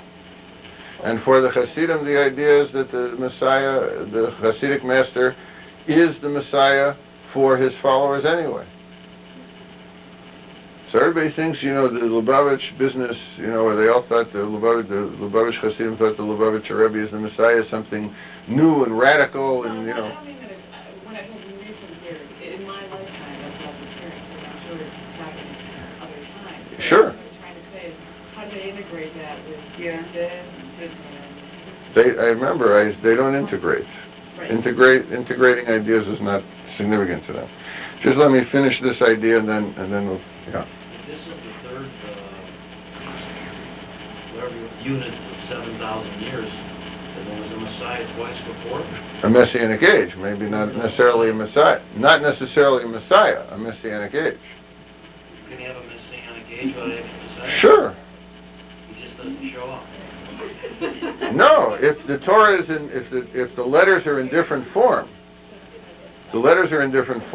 maybe only in our form of the letters, in our configuration of the letters, it talks about a Messiah. And in other dimensions of existence, it might be that, say, it might be like in science fiction, where on some planets the animals are the plants are the people, and the people are the plants. So you have, say, different dietary laws. I mean, if say you're plants, then can you eat this kind of bug and not that kind of bug, and I mean, it would all be different. But if it were a world ruled by love, you wouldn't eat any bugs. You might not need any food. Well, a messianic world means a world that's perfect, that's good, that nothing's wrong, and so forth and so on. Maybe. That's one of the things it means. It may mean something totally different. It may mean it's not a world, it's another dimension of existence. Yeah. What is everybody? What is everybody becomes a Messiah? And not one Messiah, but several thousands. Well, that's another idea. The other idea is that everybody is a kind of miniature Messiah, or part of the Messiah. In order for the Messianic era to come, everybody needs to realize their own Messianic potential. And that's the idea that first you had Adam, and Adam's soul was different sparks. Every person has a spark of that flame, and therefore what needs to be done is to reconstitute that flame at the end of time in the Messianic era. And if one person withholds or doesn't do their job in perfecting their spark, then you can't have Messianic redemption. So every person's efforts becomes critical. Buber used the term, every person is a miniature Messiah. So we have this idea too. Just let me finish this thought. So this is what I want to say about the supernal Torah. Now, regarding the study of the Torah in terms of the effective model, let me give you one of their ideas. You make contact with this upper world, with the upper Torah. The analogy they give in drawing it down is an analogy of sucking. And here's how they do it. It's one of their, usual imaginative ideas. You look on a mezuzah on the door, all right? There's a name of God on that mezuzah. What's the name of God there? Shaddai, right? Shaddai is a name for God, means the Almighty, right? Now, is there a word in Hebrew that sounds like Shaddai? Shaddai meaning breasts. So they make a pun. Shaddai, God. Shaddaiim, breasts. Shaddaiim, breasts. Who has the breasts? Shekhinah. Because there's a reference to, well, let me not get into that. So Shekhinah has the breasts. Shekhinah is the mother of the world. So you're sucking down from Shekhinah the force that comes from the upper sphirot down to this world. So this is their idea. When you study the Torah, you suck down the power, suck down the grace from, if you will, the divine breast. So here you have, instead of the sacred intercourse analogy, you have sort of the human beings like the children, and then the God is the mother. particularly the Shekhinah. So you suck down through the Torah the power, because Shekhinah is the Torah, especially the oral Torah. Final example has to do with the mystical model. As I mentioned to you, you have the idea that God is in the letters. God's presence is in the letters of the Torah. And therefore, in studying the Torah, you enter the letter, you meet God, and the Torah is therefore the rendezvous point of God and us. Now the final point is this. For many of the mystics, take for example Judah Law of Prague, or Moses Chaim of Sudlikov, who I mentioned before, the grandson of the Baal Shem Tov, the founder of Hasidism. The idea is that the Torah is incomplete without the person reading it, studying it, contemplating it, understanding it, experiencing it. Just like the princess in the story in the Zohar is incomplete without the lover. How can you have a lover without a beloved? So it's the person studying the Torah that completes the Torah, brings it to life, makes it complete, makes it realize itself. And you have people like Judah Law of Prague, Moses Chaim of Sudlikov say this clearly. Without the interpretations of the scholars, the Torah is incomplete. The Torah, as the Maharal of Prague says, brings the Torah its hashlama, its completion, its perfection. And the final example is this. You have a responsum, a Jewish legal decision, just an example, in Jewish law, written by a Kabbalist, very famous Kabbalist, David ibn Zimra, who lived in northern Africa, I think in the 17th century, and he's asked the following question. The question is, if you go to the synagogue and you have a Torah scroll, and you know Torah scrolls, they have no vowels written in. If you have a Torah scroll and the vowels are written in, can you use it in the synagogue? And he says, no, you can't. And then he gives an explanation why. And he says, as we know, it's already found in early Kabbalistic books like Sefer HaBahir, the letters, the consonants, are like the body of the text. The vowels are like the soul of the text. The text of the Torah is like a body. But the job of the reader, the job of the human being, the job of the person who studies the Torah is to literally animate it, to give it a soul, to give it breath by reading it. And therefore, the vowels is what animates, enlivens, gives life to the text. So you need the reader as well as the text to animate the text, to commune with the text, to enliven the text. And only then does the text live. Without it, the Torah is like dead. And that's why he says if you have a Torah scroll without the vowels, you can't use it. With the vowels, right. You can't use it. Okay, we'll take a little break and then ask after, okay? Okay.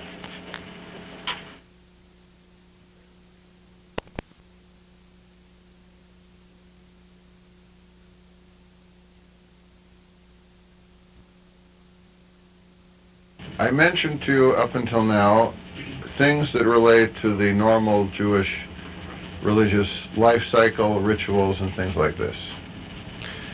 What I called the nomian realm, the realm of things that are more or less governed by Jewish law. The first issue of the two I want to mention has to do with things that are not necessarily required by Jewish law. How we do these things, there are certain regulations, but that we should do these things is not required by Jewish law. It's natural things. For example, like eating, sexuality, things like this. These are anomian. And yet, these are viewed as possible paths to achieving the goals and arriving at the destinations of the Jewish mystics. And I want to give some examples with each.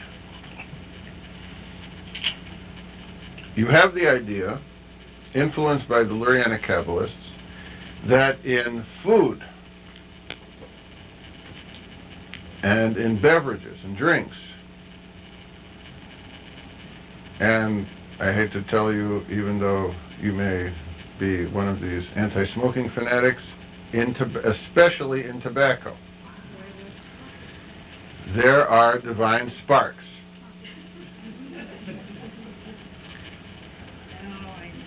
I'll go back to smoking. I don't know why it was so hard to give it up. In moderation, right? In moderation. Is that why all the Orthodox in Israel walk around smoking like Everybody in Israel smokes.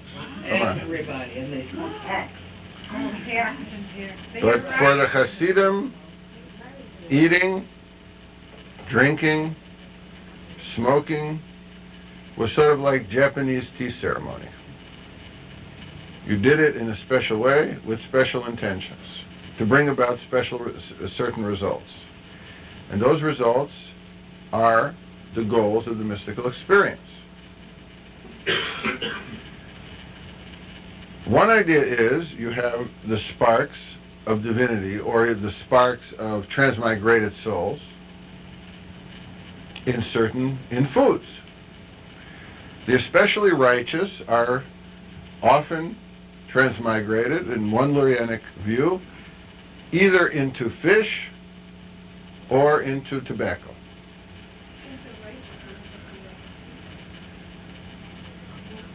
I'll tell you why. Because if they're in fish, fish has to be eaten on the Sabbath. So it's a holy day. And one of the views of the Hasidim is that smoking the tobacco is like the incense rising from the sacrifices in the temple. In other words, if you smoke the tobacco with the right intention, it's like you offer a sacrifice in the temple. Philip Morris would pay a lot of money for that information. Yeah. Yeah. Can you just burn incense? You can burn incense, but tobacco is even better. And tobacco relates to something else I want to discuss with you that we don't generally associate with spirituality. But here you have, the interweaving of the physical and the spiritual. There's no real sharp break between the two. And that, excuse the terminology, is defecation. In the Jewish mystical literature, in the Lurianic literature, Hasidic literature, they view defecation as having spiritual implications. How? That in the food you eat is a spark. And what is defecation? What inhibits the sparks, or makes the sparks trapped? Husks, shells. So in defecation, you separate the sparks from the shells. You keep the sparks, and you get rid of the shells. So even an act like defecation can be a spiritual experience for them. Can help achieve the spiritual goal. Let me give you two other examples. One is, no, they weren't into that. Because that would be, that's unnatural. Because it doesn't happen naturally all the time. I mean, you shouldn't induce it. Defecation is natural. It happens. There is a if you're from Fiddler on the Roof, from nowhere else, there's a blessing for everything. We have a blessing for going to the bathroom. It's mentioned in the Talmud. And some years ago, I did a book with a Catholic theologian on the theme of Thanksgiving, for use in interfaith liturgies for Thanksgiving. The book is called Thank God. And I had this text there, and we met with the editor, and the editor said, what is this a blessing for? I said, this is our blessing for going to the bathroom. He says, in Catholicism, this would be inconceivable.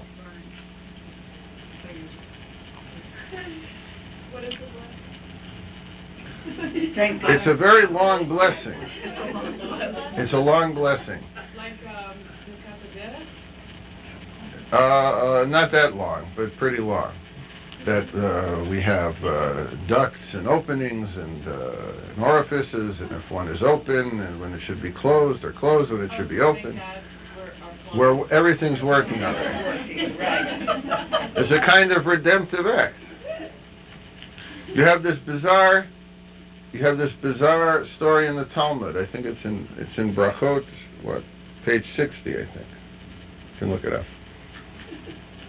This guy follows his master into the bathroom. And his master, it says, was doing what he did in the bathroom. Asa masha asa.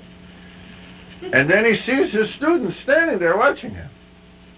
He says, "What are you doing here?" And the student says, "I came to learn Torah by watching what you do." In other words, the idea was, number one, that by watching the master, as well as studying the text, that's a method of learning the Torah.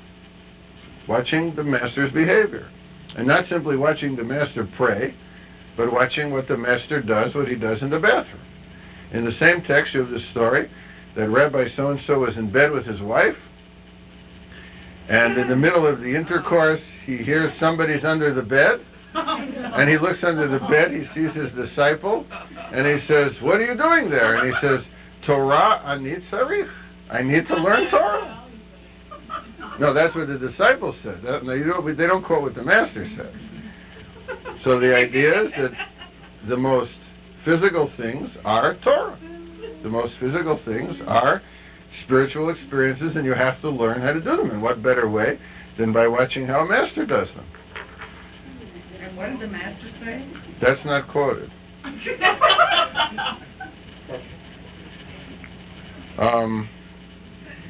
So that was one example. I just want to give the second example before I lose the thought. Second example is this.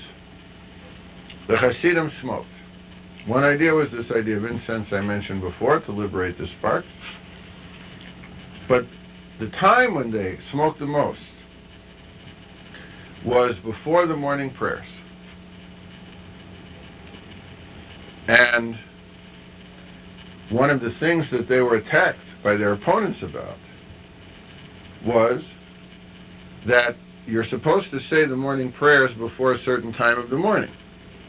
And the Hasidim would delay it. And their opponents made fun of them. You're supposed to say the prayer before this time, and you're sitting there smoking your pipe. Why were they doing it? One scholar came up with a theory that it wasn't simply tobacco they had in this pipe, that it was some kind of hashish or marijuana or something like this. I don't buy that, though it's possible. I have another theory. And the other theory is it's not against Jewish law that they were delaying the prayers, sitting there smoking. It was to fulfill Jewish law. Because there is a Jewish law that you cannot pray until the body is pure. And smoking, as is known, is a physic. It cures constipation. Yes, it does. And I think that's why they did it. Because one of the big problems you read in the Hasidic literature is constipation and blockage of the bowels. Now, I didn't understand this, and I didn't really come to this idea until I was in Poland. And I noticed that in Poland, it's a zero-fiber diet.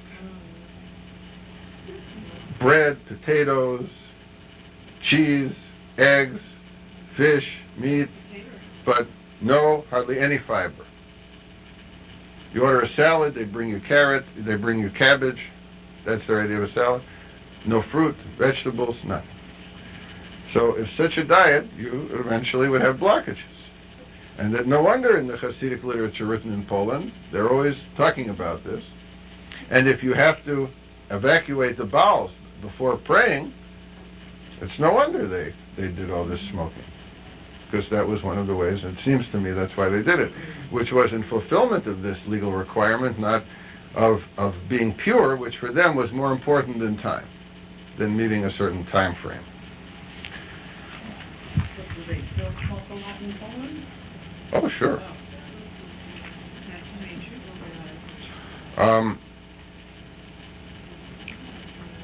And though we don't have time to look at it right now, you have in the handout material on pages 40, 41, and 42 some texts that discuss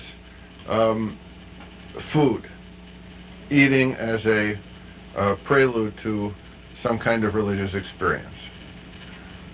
Yes, sir. The idea of all functions leading, or possibly having the possibility of leading to the goal of the mystic, having the mystic experience. Conversely, are there any functions which they thought absolutely could not lead to that goal?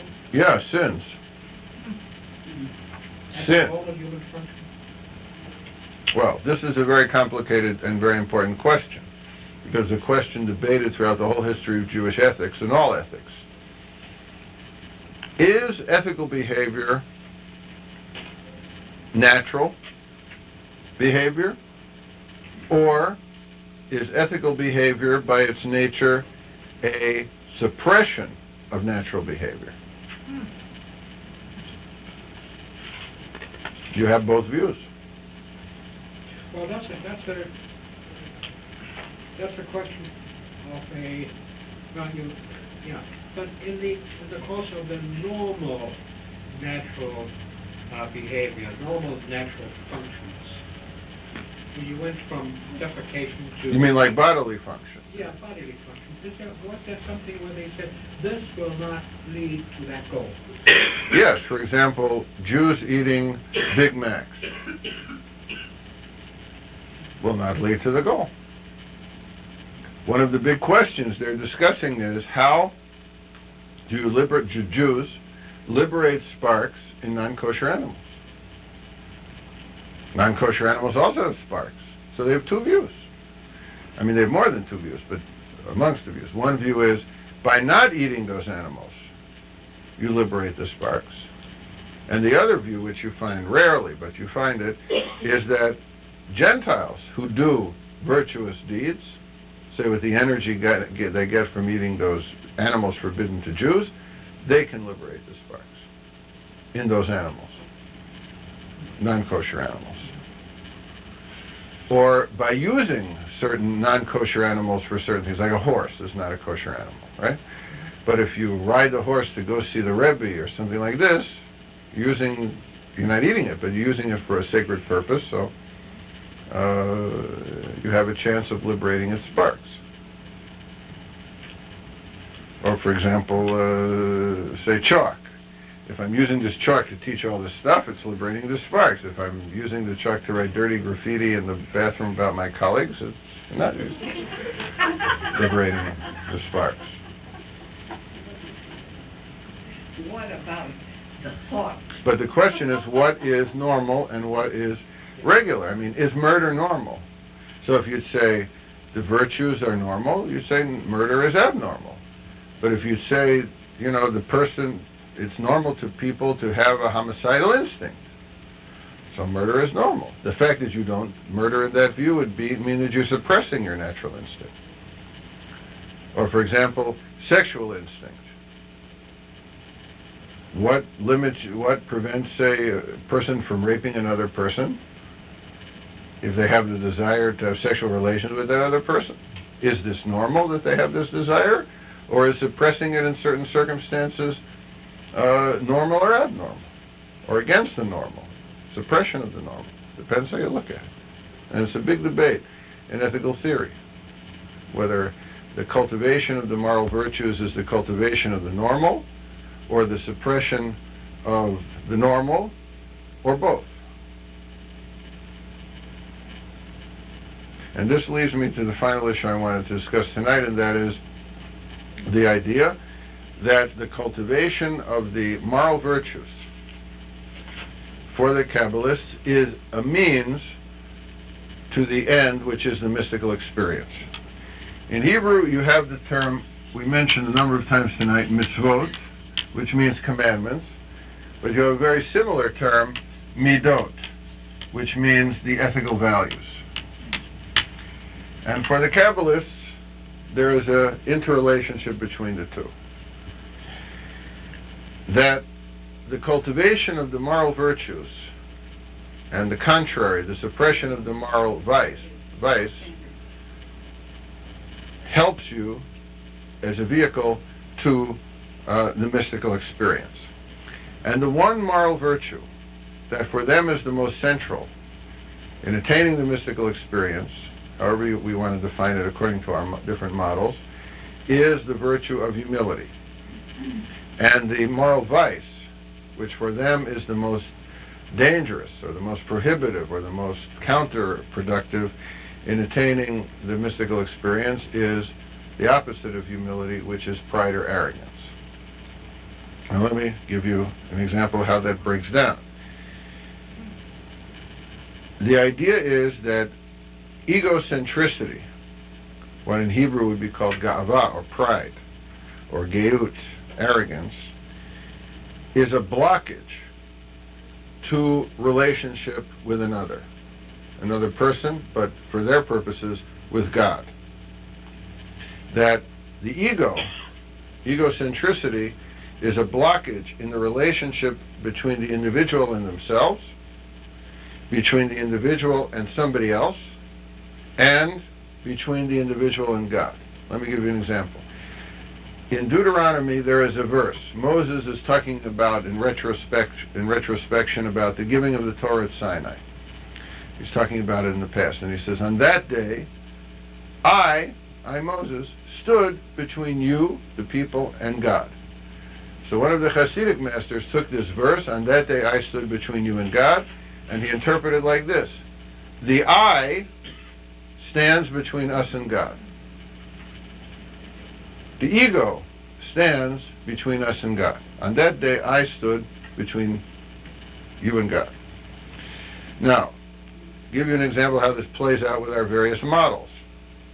Dveikut, communion with God, the mystical model, is the idea of a close communion, close relationship with the divine. In this view, the ego is an obstruction. It's a blockage between the human being and God. The I stands between us and God. Second, the theurgic. From the theurgical perspective, if we're preoccupied with the ego, we can't focus on the fundamental premise of the theurgic view, which is how to fulfill God's needs, because we're always concerned with our needs.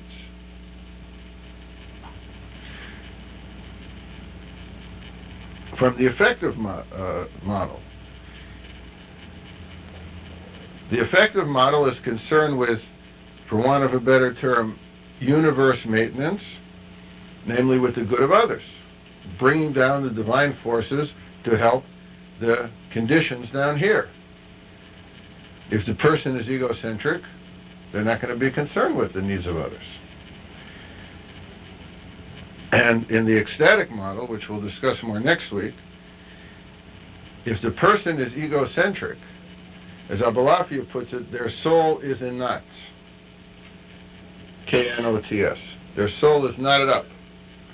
And if their soul is knotted up, they can't achieve creativity, which is, or imagination, which is necessary for the mystical experience. In this view, there is a close relationship between creativity and the relinquishing, letting go of the ego. And if you study the artistic process, or if you study studies of the artistic process, then you know, or if you're an artist yourself, then you know that if you're concentrating all the time on the ego, or if you, for example, you're thinking about the reviews you're going to get, or you're thinking, if you're a singer, am I going to hit the high note, and what are the reviewers going to say, or am I going to, if you're an athlete, make this basket, and you're not going to make it. Kiss of death. It's a kiss of death. So if the ego gets in the way, It's the kiss of death. Now, techniques in achieving the management, for want of a better term, of the ego. And I mentioned to you once before that the real Hasidic masters never refer to themselves as I, never use the word I. That only God, it's the first word of the Ten Commandments, only God says I. They refer to themselves in the third person or some other way, but never I. And I always found this very kind of strange, you know. Then I read last summer there was a study done at the University of California Medical School where a physiologist studied a group of 600 men over a period of many years, and when they came in for their annual physical examination, their they were recorded. And this physiologist found that the incident, there is a direct correlation amongst these 600 men who they traced over many years between how many times these men referred to themselves in the first person in the conversation and heart attacks. And the idea being that the more egocentric they were, the more likely they were to have a heart attack. And this physiologist concludes that doctors, you know, who are examining men, because for some reason they only did a study on men, doctors who are examining men, it's very nice they take the blood pressure, very nice they take the cholesterol, very nice they give you a stress test, but if they don't give you the ego test, you don't have the most important indicator of whether the person is prone to heart attack.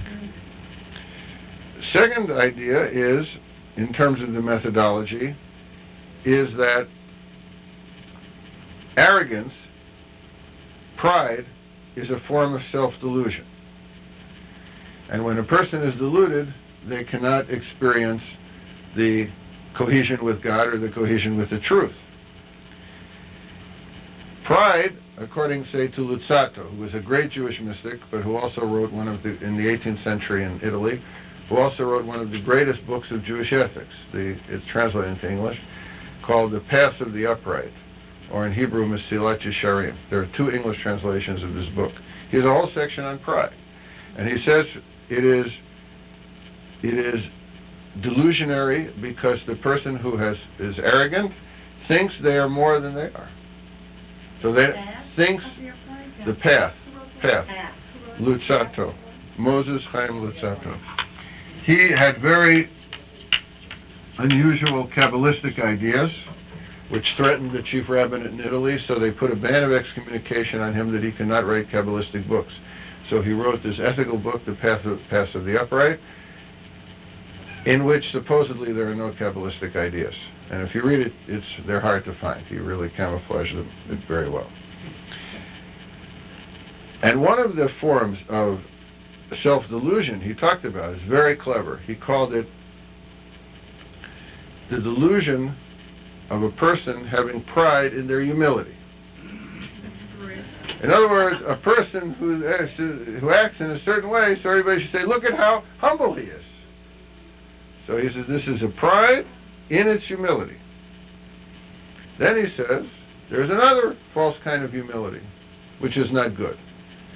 He says that, and it's, again, delusionary, self-delusionary.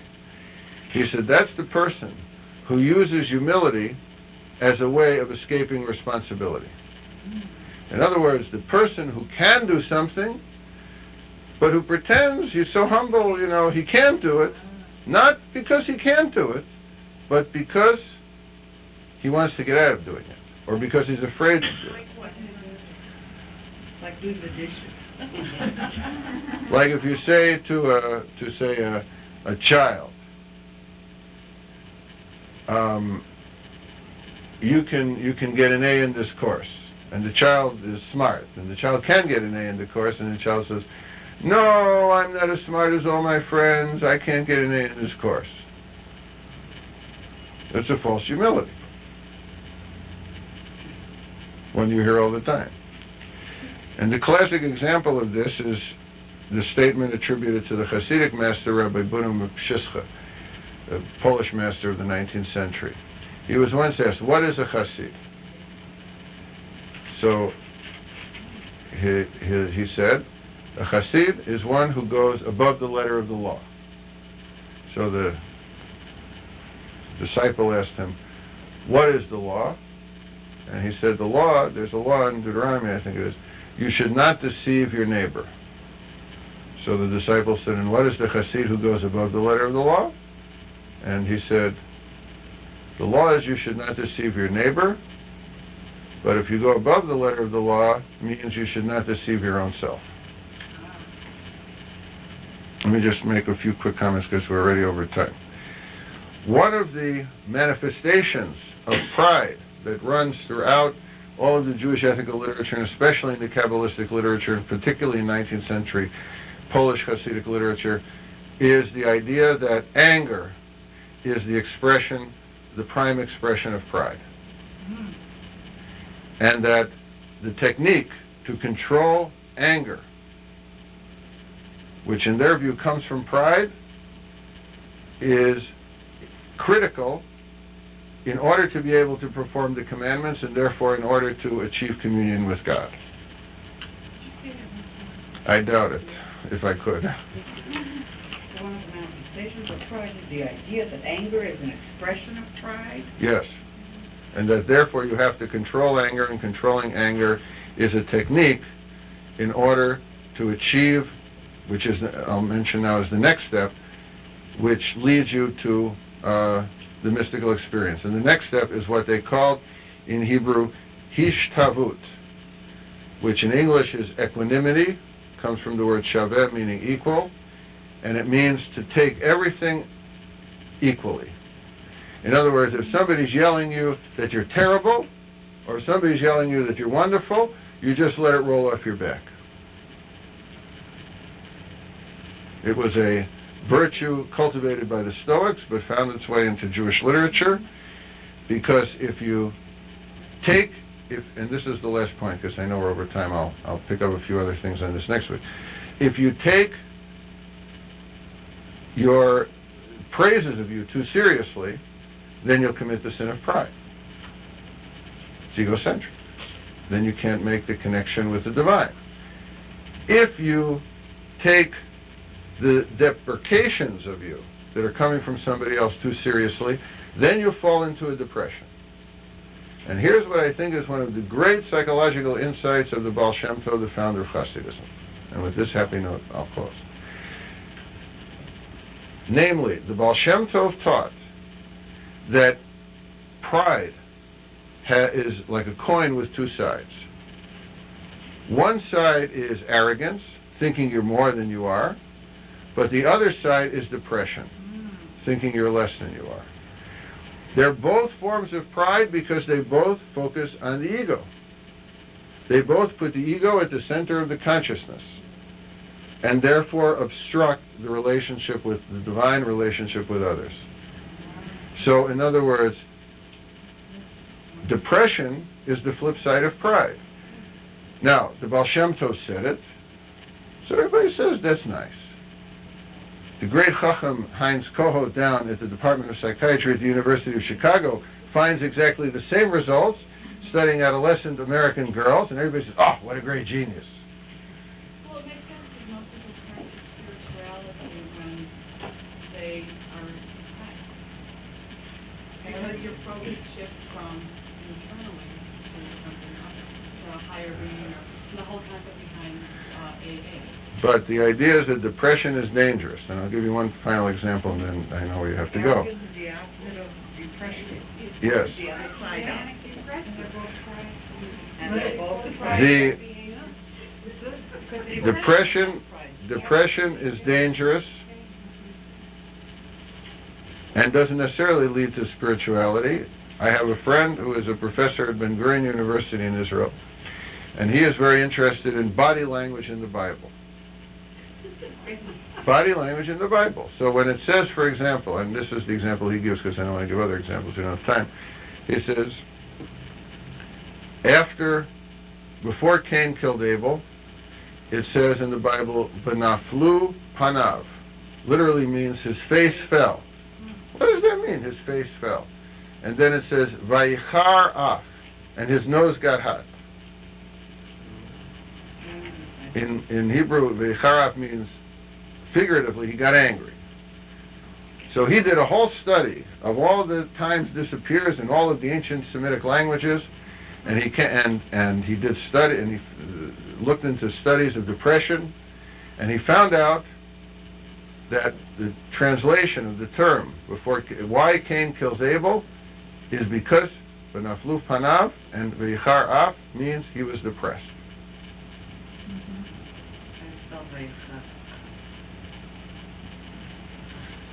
So depression is dangerous. And why was he depressed?